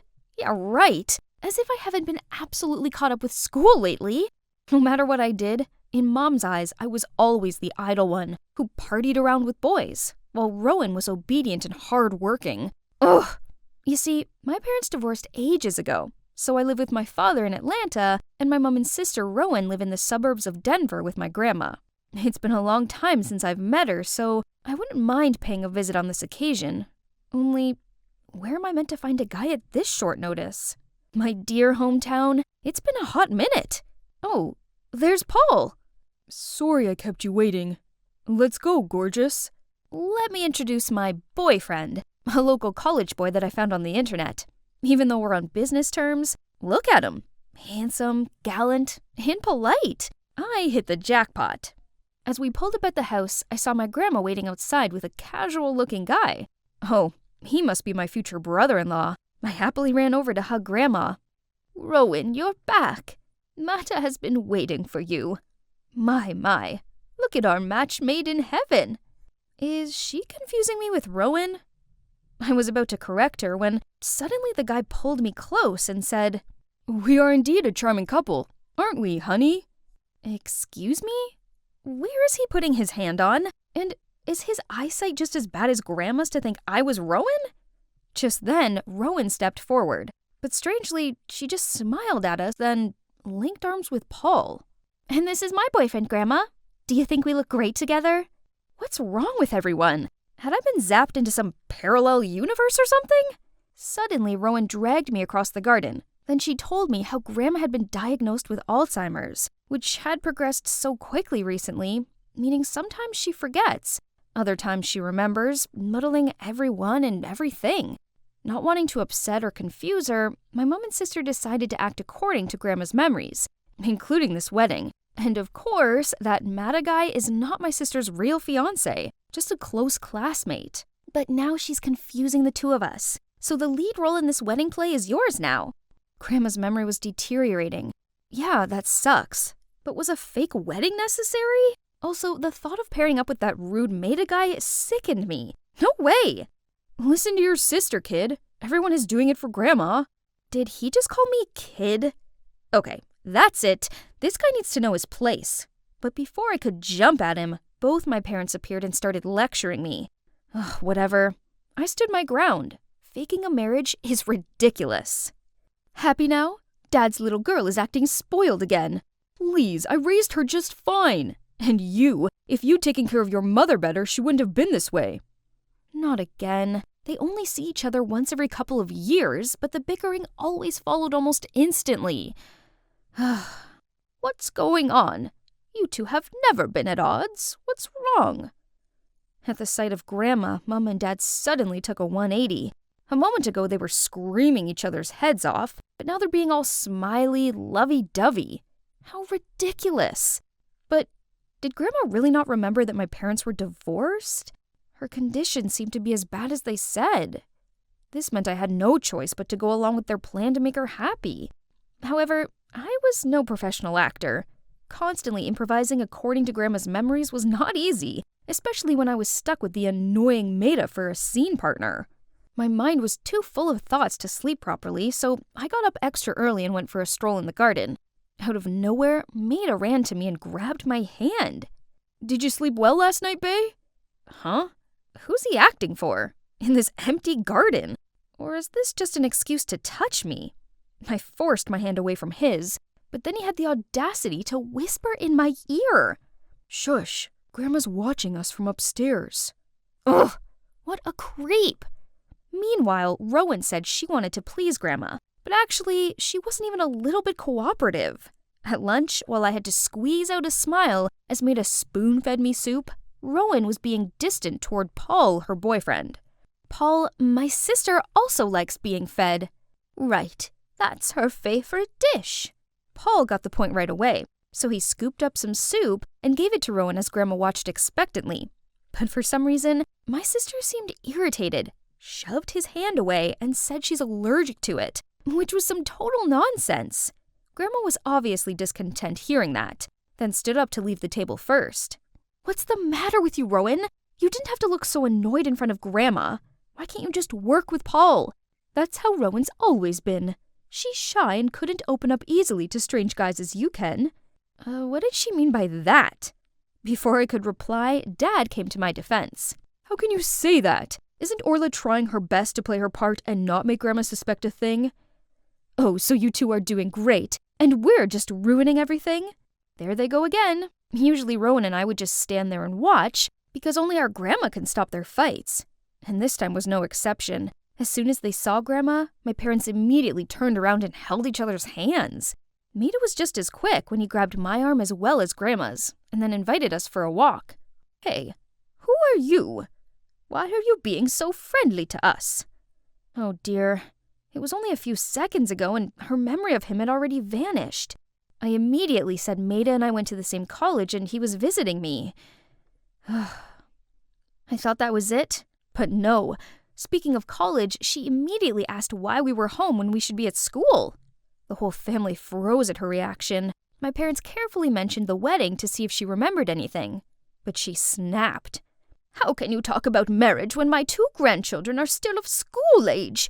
Have you two lost your mind? So, the next morning, I had to go to the university with Rowan. But the cherry on top was riding this tiny pink bicycle together per Grandma's order. This was embarrassing, but how can we refuse? She only recalled the old memories.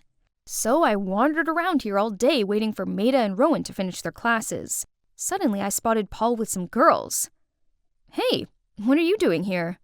Oh, Orla, I'm just giving directions to these freshmen. Actually, I'm waiting to pick up your sister. Wow, Paul seems to have a real crush on Rowan. I have to help my timid as a hare sister seize the opportunity.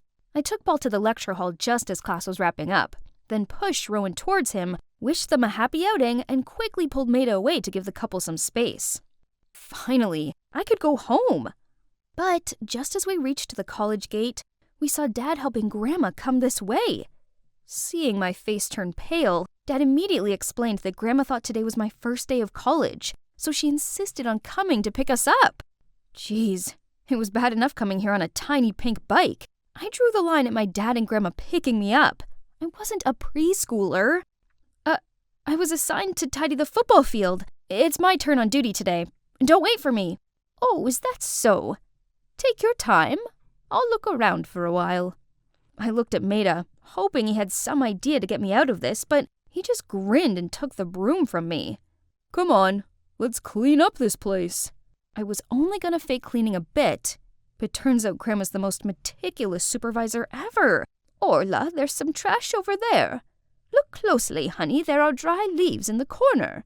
Then, you have to wipe these stains with a wet cloth.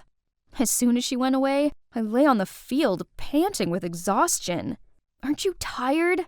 Oh man, I'm already drained out. Can't imagine how bad it's gonna get for me at Grandma's age. Poor her.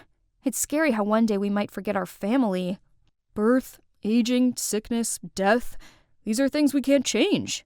Orla, but one thing we could do is cherishing every moment with our loved ones as these times are special.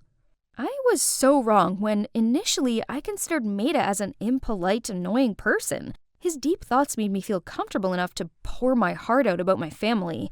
Why my parents divorced, why I didn't visit Grandma as much as I should have, and all the fights with my sister Rowan. We talked loads, and it felt like we've known each other forever. That night I kept tossing and turning, and couldn't stop thinking about how Maida diligently helped me clean up, about our conversation in the afternoon, and the way he helped me stand up. Oh, what's wrong with me?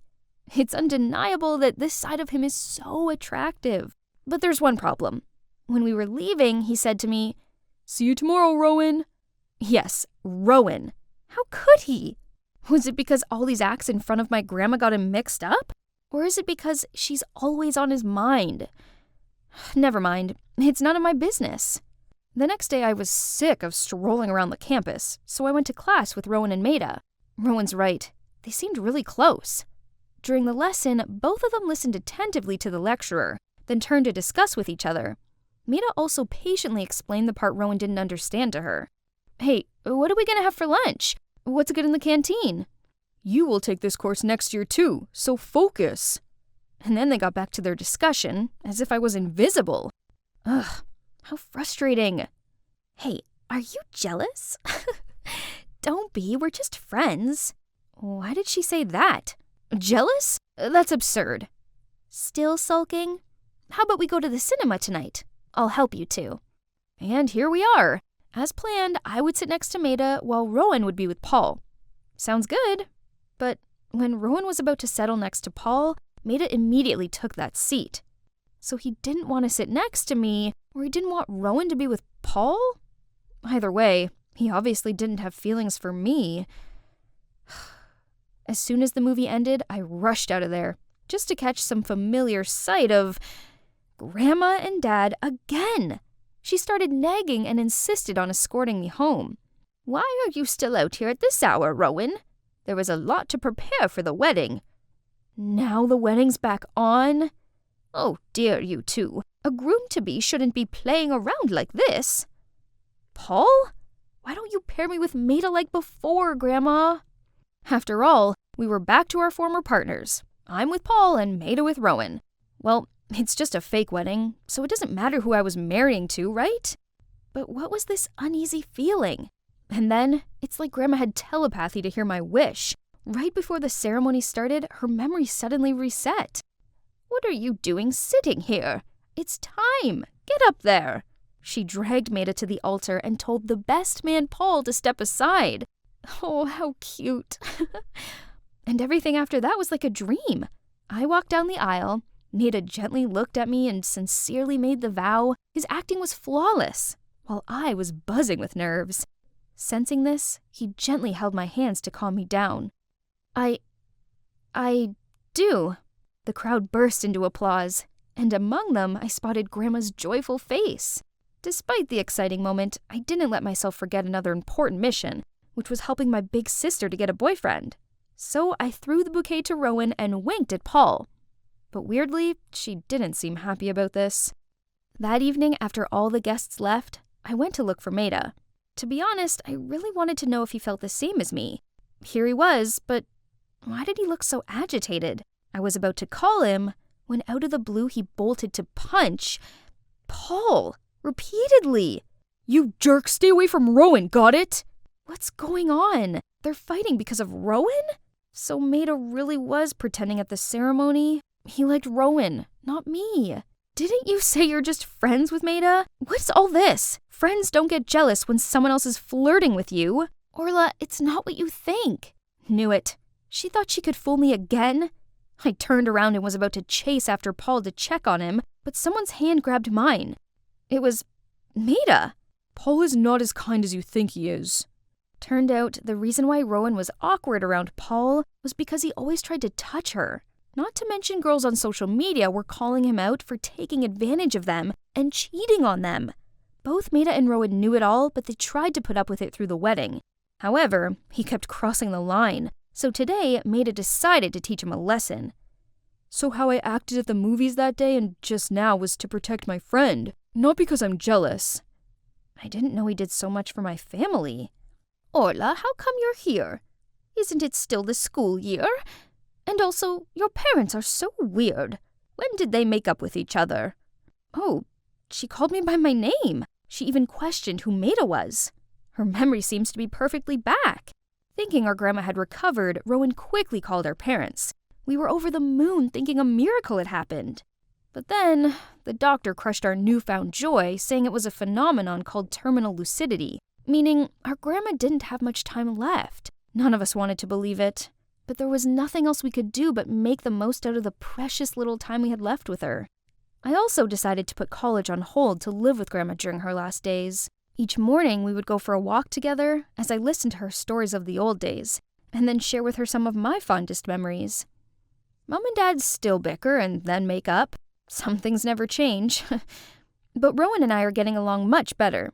Turns out we have more in common than we realized. And Maida, he still comes over to visit Grandma. Then one day, Maida was saying goodbye to me when Grandma suddenly shouted out loud, Where do you think you're going? Still got loads to prepare. You think the wedding is a joke or something? Wedding again? We froze and looked at each other till Grandma yelled at us a second time. But this round, maybe Maida and I wouldn't need to act anymore. 'Cause when I asked him if he was ready to take a vow again, he replied, "Of course, Orla. I'm always ready to say those words to you every day." It was the middle of the night, when flickering lights and clattering sounds awoke me from the most wonderful dream. Through bleary eyes, I saw my frantic parents peering over me. "Sweetie, you have to leave England right now. We've received a death threat." Death threat? What happened? Hurry up and pack your things. We don't have much time. But where am I going? And what about you guys? To the US. For now, Elise, you go by the name Chloe Stewarts. Remember, if anyone asks, you don't have anything to do with this family. At least arrange a comfy place for her, will you? Sweetie, I know this is hard, but we'll get you back as soon as this is sorted out, okay? Seeing Mum and Dad this worried, I tried to keep calm. I told them I'd be fine, and quickly left for the flight. I felt so unsettled about all of this. What would America hold for me? So here I am at Phillips Academy, and I'll be staying in that room. Hopefully, I'll be safe here for the time being. I couldn't stop thinking about what Mum and Dad had said. Who'd want to harm us? Dad owns one of the largest real estate firms in the UK, but he's a fair man who, as far as I'm aware, didn't have any enemies. This is all so crazy. I needed some fresh air, but there was a white shadow dangling outside that reads, "Get out!" Suddenly, a strong wind blew, making me step back and trip over a skull! Why is this here? Then the whole room echoed with this horror movie-like sound. My head was spinning when I spotted something. Ha! These tricks can't scare Elise the Fearless. I was about to destroy this thing when... Hey, stop! Who are you? Who are you? This is my bedroom. What are you doing in here? This room is not just for anyone. Who are your parents? I was still trying to steer away from his suspecting gaze when someone knocked on the door. It was a girl named Rita, sent by the school to help me out. She went on and on about the school regulations and boarding rules, but all I could think about was that boy. Any questions? Oh, not quite. I mean, the security here might be a little questionable. Aren't there any safety measures for the balconies? Actually, this is the only room here with a balcony, and it's quite eerie at times. Be careful. Anyway, here's your schedule for this term. Welcome to Phillips. Eerie. It was definitely a little weird. Is it because of that boy? Is he trying to scare people out of this room? According to the schedule Rita gave me, I have my first football practice today. But why are they all dressed funny? Everyone looked at me as if I was an alien and laughed their butts off. Here we call that soccer and this football. Ever played it before? Oh yeah, I forgot. I'm in the States now and they have different names for loads of stuff. How embarrassing. Don't sweat it. It's actually kind of cute of you. So, what's your full name? We may know your family. Chloe Stewarts, from England. Everyone then shrugged cluelessly. What a relief. I'm just a nobody to everyone now. However, Rita wouldn't let me blend in. She insisted my clothes were too sloppy for a Phillips student and dragged me to the mall. I like her, but sometimes she's so enthusiastic, if not a little too much. Elise? Elise Stone? What are you doing here? Has your family moved to America? Oh no, it's the worst timing to bump into some family friend. I frantically looked around to see if anyone heard her, but... Elise Stone, huh? It's impossible to escape her questioning. So I told her everything and asked her to keep it a secret. Don't worry, I'm not going to tell a single soul. I've got your back, Chloe. Suddenly, the whole mall was flocking to the entrance. Our Golden Boys, the top player of the varsity football team. Golden Boys? Is this some sort of K-drama or something? Oh, that's the guy from my balcony. On the way back to my room, I kept wondering what that Golden Boy was doing on my balcony. When I found myself in a haunted house. What's that? Oh, this buddy was from today's biology class. As I carried the skeleton to the corner, I got caught in some toy spiders. Jeez. Suddenly, there was a streak of light from the balcony. Oh right, I forgot to close the door today. So this annoying intruder sneaked in. Again. Hey, soccer girl. Impressed. Why are you trying to scare me out? What do you want? Well, I'm right next door and this balcony's always been mine. But since you moved in, I've lost the spot to chill. That's it? I mean, I'm staying here for just the time being and I don't really need a balcony. Plus, the less trouble, the better. If you want it that bad, then you can have it, but only the balcony. Please don't ever come into my room without my permission again. Sure thing. But since it's mine now, you can't just walk into my space either. Deal. That's settled then. This door is now officially the border between us. The next morning, I was carrying the skeleton back to the equipment room. Someone bumped into me and accidentally sent the box flying. Oh no, what a mess. Watch where you're going, you and your stupid thing. You were the one running around. Maybe slow down when you're in the hallway wouldn't be a bad idea. Are you talking back to me? You? Hey guys, chill. Right then, the girl pushed Rita to the side, but someone caught her just in time. Grace, why are you picking on the new girl? And you too, Aaron. Come on, man. I don't care. She better apologize to my boyfriend. Drop it, Grace. Are you okay? I know moving to a new country can be hard, so if you need anything, let me know. I was still flustered by his overly friendliness when Rita dragged me away. You know Jeffrey? No, I literally just met him. Oh, sorry. Jeffrey is actually my boyfriend, but we've not gone public yet. Oh, that explains things. I told Rita to rest assured, as I'm not interested in him. I also found out that he's the head boy. No wonder why he knew everything about everyone, including a newbie like me. But as long as I go by Chloe Stewart's, it shouldn't matter, right? But apparently what matters to Grace, the mean girl, is another story. After that incident, she wouldn't stop playing dirty tricks on me. Oopsie, I'm such a klutz sometimes. Another time, I noticed other students giggling at me in the hallway. I didn't know what was going on until Rita took off a piece of paper and stuck to my back. This was such a Grace thing to do. Ugh, can she stop acting like a 9-year-old? But nope. As I was going to class, she threw a snake at me, startling me so much I almost fell over. But thankfully, a hand came just in time to catch me. Jaden! Everyone listen up. Chloe is my girl. From now on, if anything happens to her, I'll be on you, Grace. My girl? Since when? Couldn't wrap my head around it, so I decided to ask him that night. Earlier today. Why'd you say that? Think of it as a thank you for letting me have the balcony. It actually means a lot to me right now. Well, okay then, but I wonder what's so important to him out there. Never mind, we had a deal. I'd better just mind my own business. But who would have thought Jaden's statement would bring me so much trouble?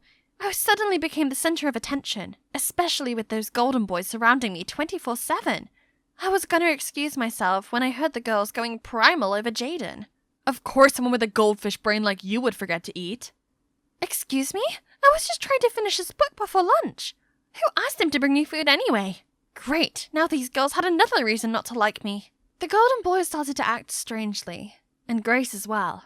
This mean girl now watched over me like a hawk, while her boyfriend Aaron also acted up. Not to mention, Jeffrey always tried to be close to me, which put me in such a dilemma as I didn't want Rita to get the wrong idea about us. Then there was Jaden, who wouldn't quit acting like my bodyguard. I was enjoying myself at school festival when he suddenly appeared and dragged me out of there.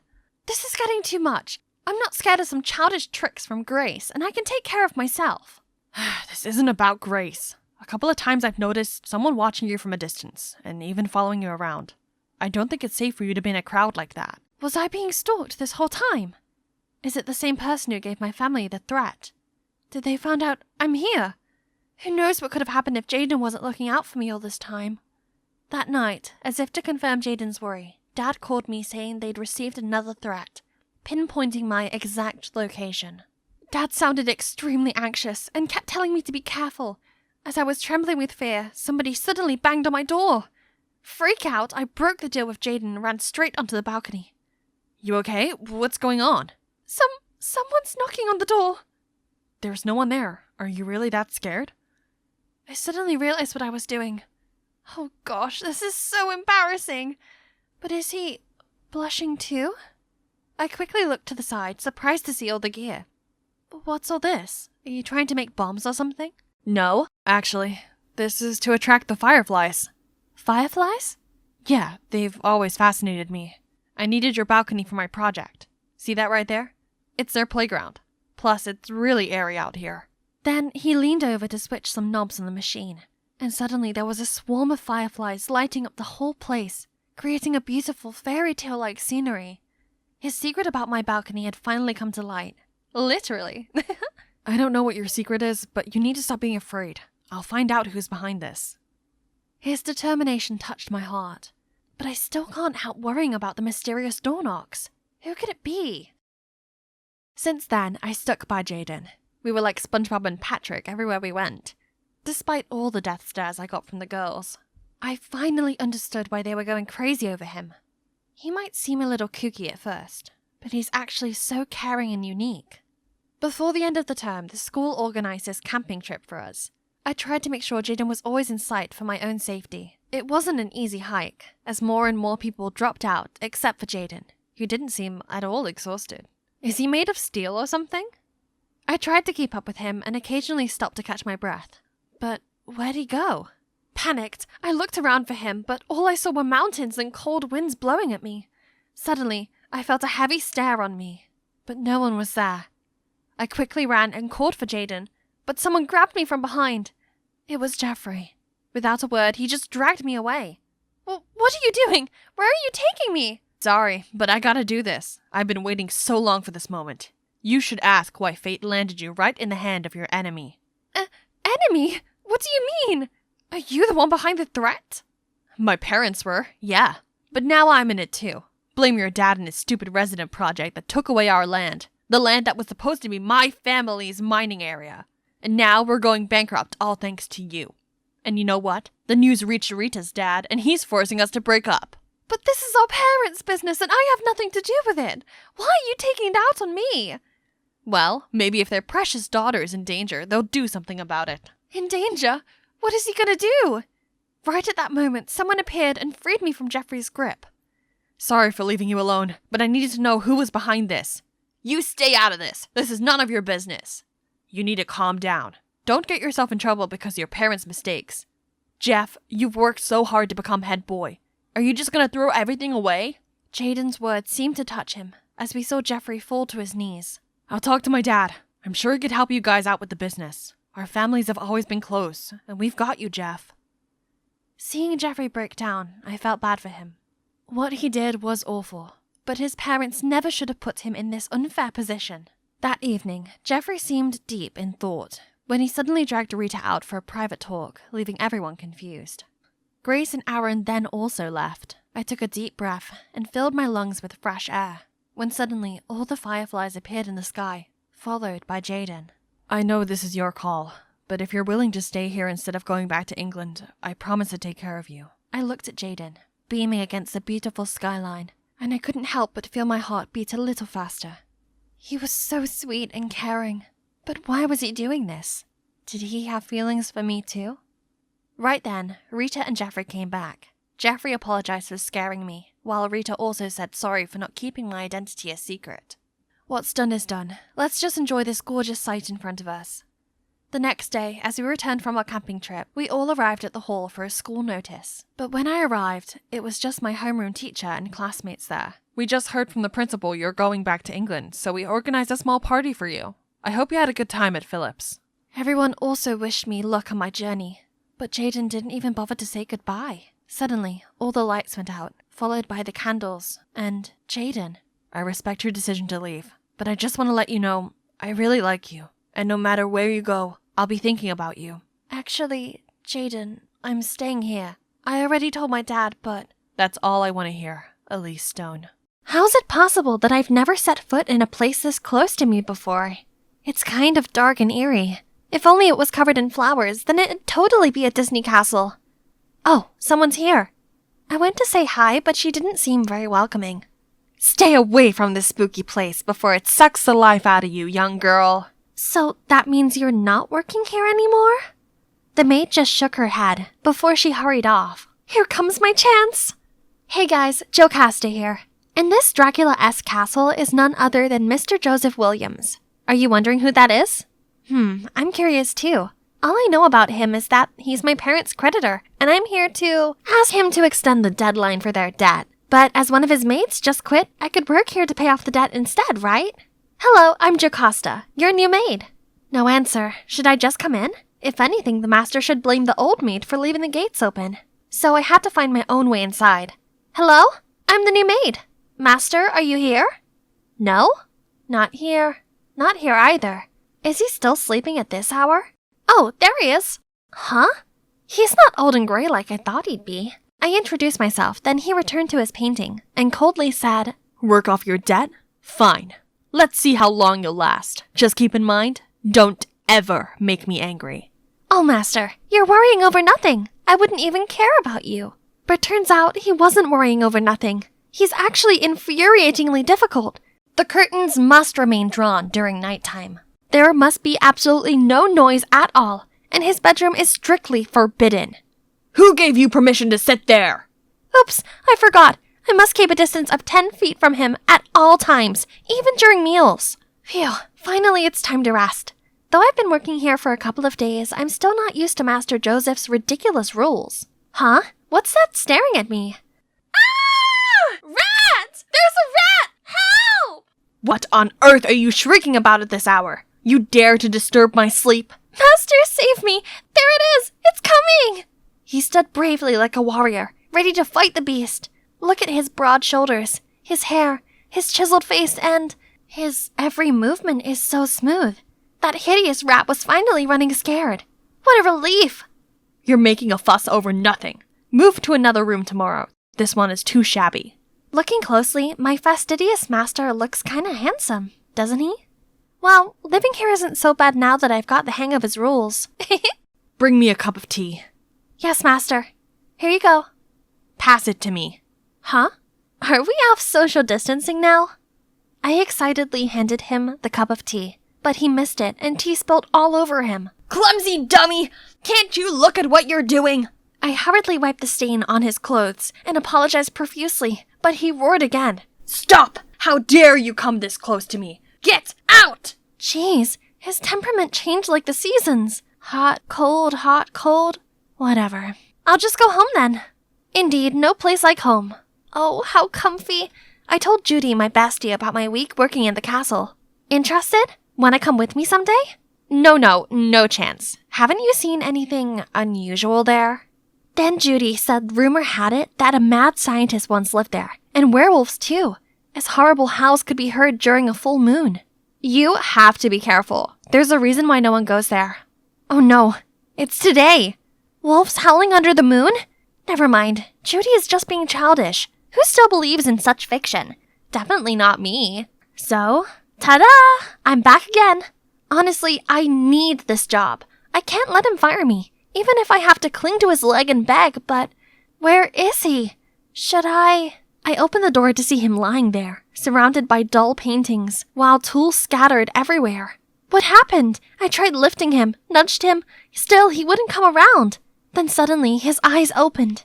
Hey, the 10-foot rule doesn't apply because that was an emergency. Have you eaten anything since yesterday? As I thought, if you still want to kick me out now, you'll have nothing to eat. After that incident, Joseph seemed more at ease. He stopped threatening me with his rules and just let me ramble on. One time, when I was napping on the couch after cleaning, he even put a blanket on me. I haven't slept yet, dear master. Then one day, a middle-aged woman appeared at the gate. She introduced herself as Joseph's mom and gifted him a beautiful bird. But she didn't come inside and just sarcastically said, Oh, my son's got a new maid again? This weird boy. So sorry for you, poor girl.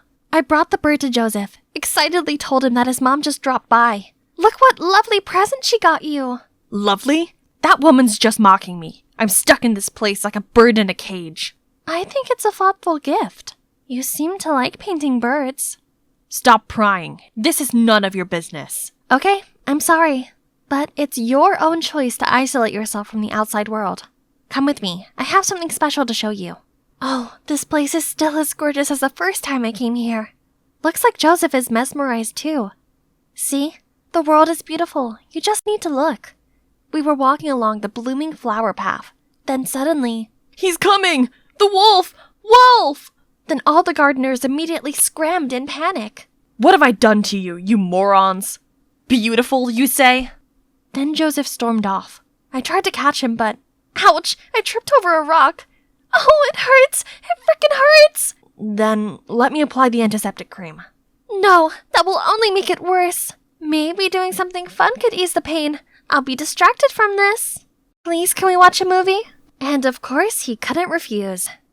Oops, awkward. Clearly I didn't think it through when picking this rom-com. Wonder what my master is thinking. Oh gosh, there's no need to be that emotional. His scary appearance startled me. Eyes turned white, mouth snarled, as if he wanted to eat me alive. I tried to stay calm to ask him what was going on, but Joseph was like a madman, frantically smashing things and howling. "Stop, Joseph! Please don't do it! Ah, my arm!" Realizing that he'd just hurt me, Joseph seemed to regain his senses. He then ran off in a panic. I quickly hugged him. It's okay, calm down." Once he'd felt better, he started telling me his biggest secret. Since childhood, he had had difficulty controlling his emotions, which often led to outbursts of anger. Later on, the moon also triggered this reaction after his stepfather passed away on a full moon night, and it then became traumatizing because Joseph feared he'd been the cause of his death. That was also the cause of the tension between him and his mother. I think I was born with this strange condition. As a child, my stepfather used to give me some medicine to keep it under control. His stepfather used to give him pills? Judy also mentioned the mad scientist who used to live here. Is that... I have to figure it out. One night, I sneaked into the room that Joseph forbade me to enter. On rummaging around, I found a tape that showed me the whole terrifying plan of his stepfather to regularly give Joseph a power-boosting pill as an experiment, and also to take him to the mountains to test out some new crazy invention. What on earth was that? But I can't tell Joseph right away. He needs to be mentally stable first. So I started off by taking him out for a walk, and when he felt comfortable enough, I suggested we go downtown together for some grocery shopping. He was just like a hedgehog, prickling up every time someone accidentally touched him. But, of course, I know how to tame this hot headmaster, just like this. There you go. Then we started tidying and redecorating the whole castle to liven up the mood of this place. When we got to the last room, his stepfather's, he seemed a bit hesitant. It's been so long. This room also needs cleaning, else the furniture may become damaged. Do you know anything about your stepfather's videos? How do you know? Then Joseph searched for a memory card, then gave it to me. I was so scared that I hid it and never dared look at it. I wanted to destroy it once, but on second thought, it contains the last images of my stepdad, so I've always kept it here. Huh? This wasn't what I meant. So there's another video apart from the ones I saw. This may shed light on everything. If you don't mind, can I watch that video? I'm quite curious. From that day, we never spoke of the videos again. Instead, we went for walks, cooked, and meditated together. And today's schedule is this art exhibition. Look at his surprised face. They look familiar, right? Don't tell me you don't recognize your own artwork. It seems that each painting tells a story. I can't wait to know who the artist is. They must be an experienced and profound person. I knew it. These compliments will help him erase his own self-doubts. Back from the exhibition, we noticed a delicious smell coming from the dining room. Who could that be? It was Joseph's mother. Joseph seemed surprised by his mom's presence, but I wasn't, because I was the director behind the scene.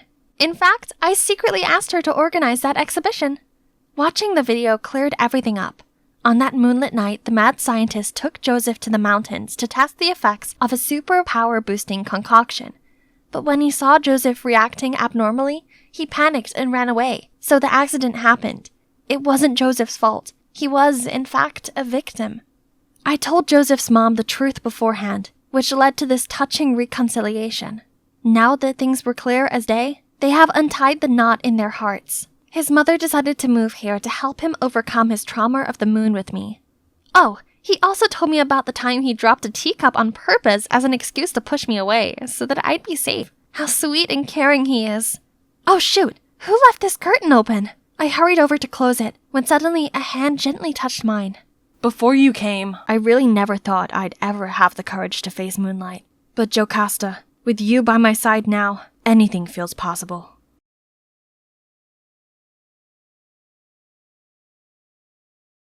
It's the country's fair day today, or as I like to call it, my winning day. See that huge plushie over there? It's about to become mine. Ready, set, and yes! Bullseye! I excitedly took the bear when it suddenly got yanked away by this crazy bull.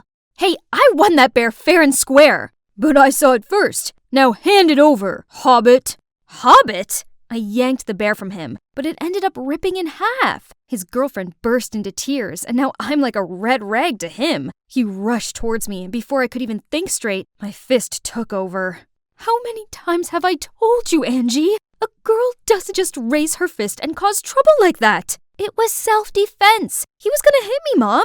I'm done with this. Like father, like daughter. Why are you even bringing him up? He left us years ago, so let him stay out of our lives. Even thinking about him made my blood boil. I turned to the window, avoiding the look I knew my mom was giving me. When we got home, we found the door open. Something wasn't right. I quickly ran into the house and saw black shadows standing in our living room. Who are you people? What are you doing in my house? All hail our new leader! The lights suddenly came back on, and I saw them all bow to... me? Angelina, I've been looking forward to meeting you. I'm Nick Mason, Mr. Bruno's right-hand man. My dad sent you here? From this day on, you will become our new leader of the X organization, on his behalf. You gotta be kidding me! For so many years, he hasn't cared about whether we live or die, and now he suddenly wants me to take over? And look at you all. This organization seems no good. Please don't misunderstand us. X organization was founded by your father to help the local people and fight for justice. But things took a horrible turn, so I'm afraid he's gone to jail for a little while. He's in jail? Oh, my head!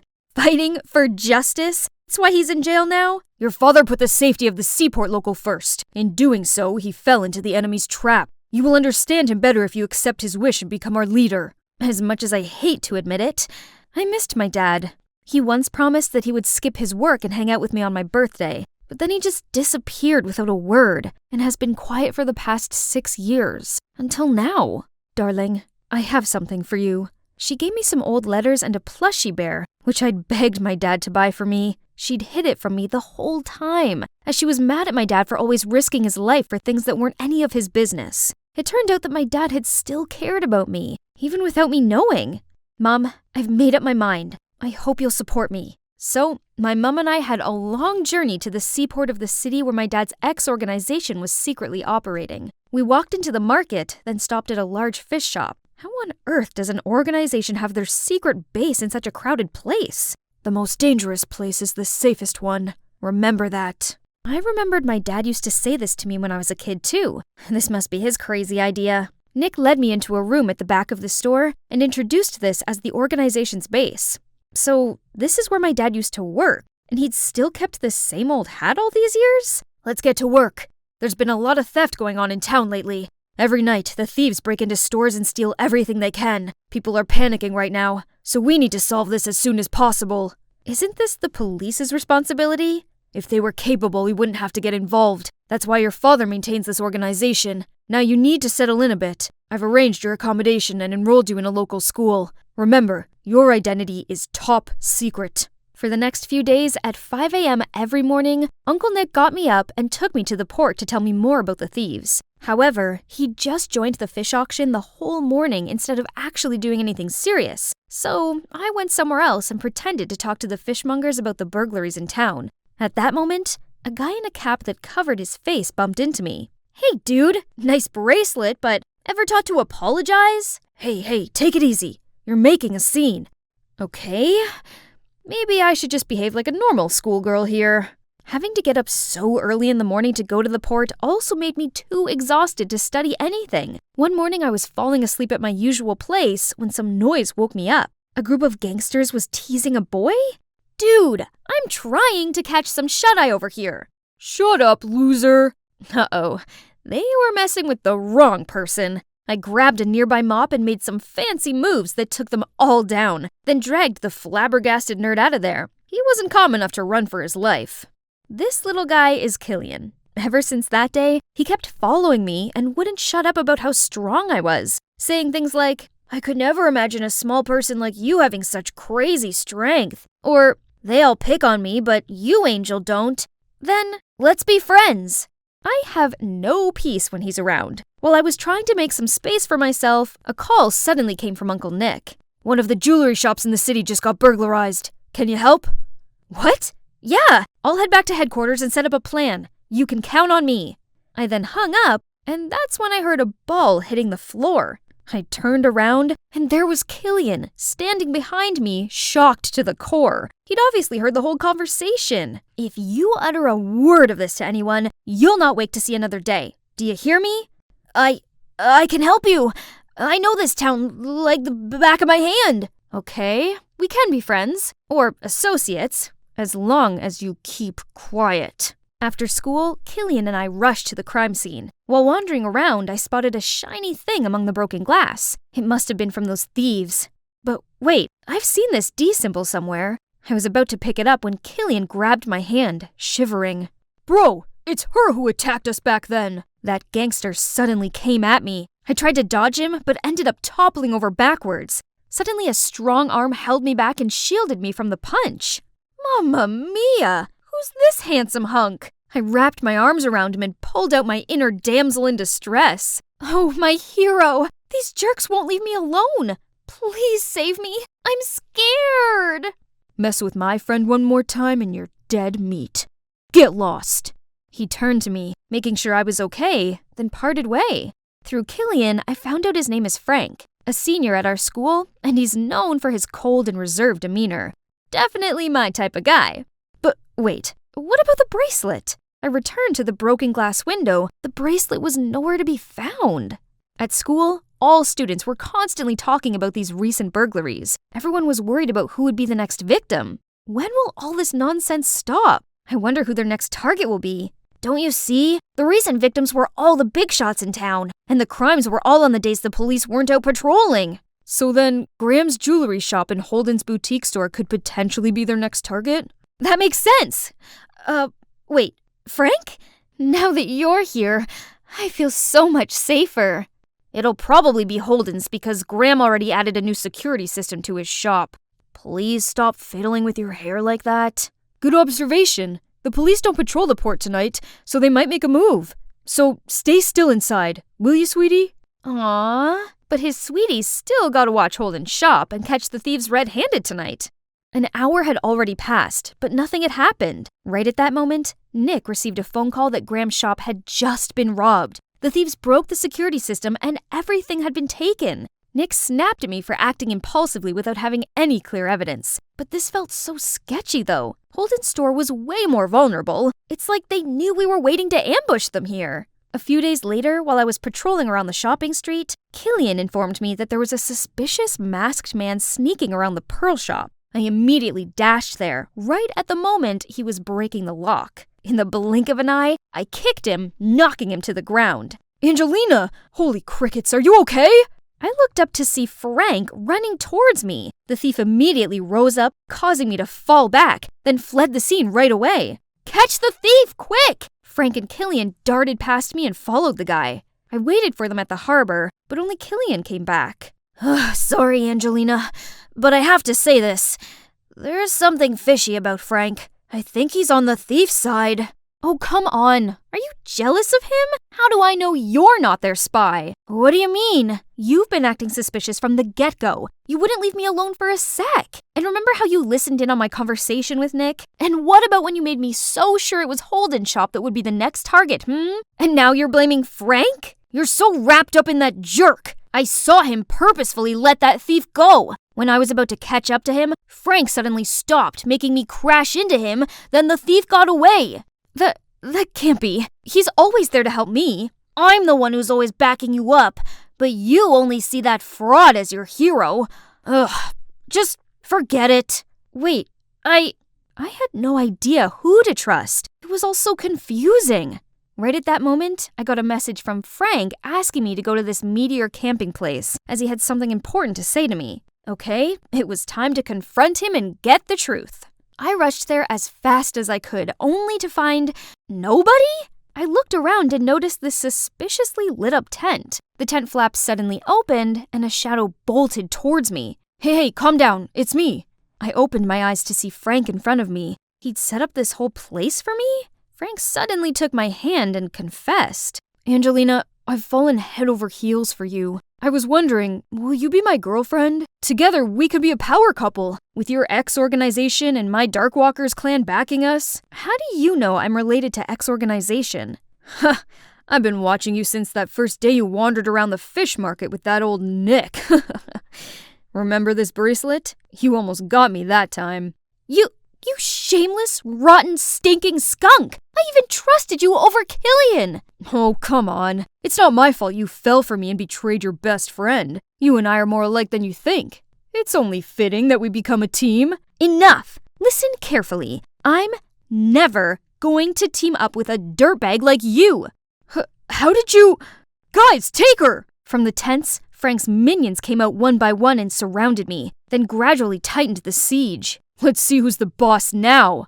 Oh, no, I fell into his trap.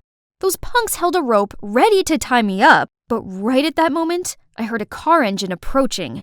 Is that Killian leading Nick and the X organization? He jumped out of the car, ran past the minions and Frank to get to me. Angelina, are you all right? You're not hurt anywhere, are you? I shook my head and felt so touched. He'd come to save me. I thought you were mad at me. I was, a little bit, but I couldn't let you do all this alone, so I went to Uncle Nick. Behind Killian, Uncle Nick and the team had seized all the thieves and their ringleader Frank. Now they'd spill all their dirty secrets in front of the law. It turns out, my dad was about to expose the Darkwalker clan for their evil antics when they framed him for intentionally causing injury and put him behind bars. Since I became the new leader of X, Frank had been trying to seduce me so he could manipulate the organization. Finally, though, my dad was found innocent and released. Mom and I welcomed him home with open arms. I'm so sorry for leaving you behind. I was afraid I would put you in danger. It's all right, Dad. You must have had a hard time, too. I'm sorry for taking so long to realize how proud I am of you. I missed you so much. Dad was super impressed with what we had accomplished for the organization. He even decided to let me continue to be the leader, all the while supporting me and teaching me his tricks. And I know for sure everything will turn out okay, especially with this guy by my side. So, did I do a good job proving myself, lady boss? The vice leader position seems to suit me well, don't you think? You do deserve a promotion. How does vice leader and boyfriend sound?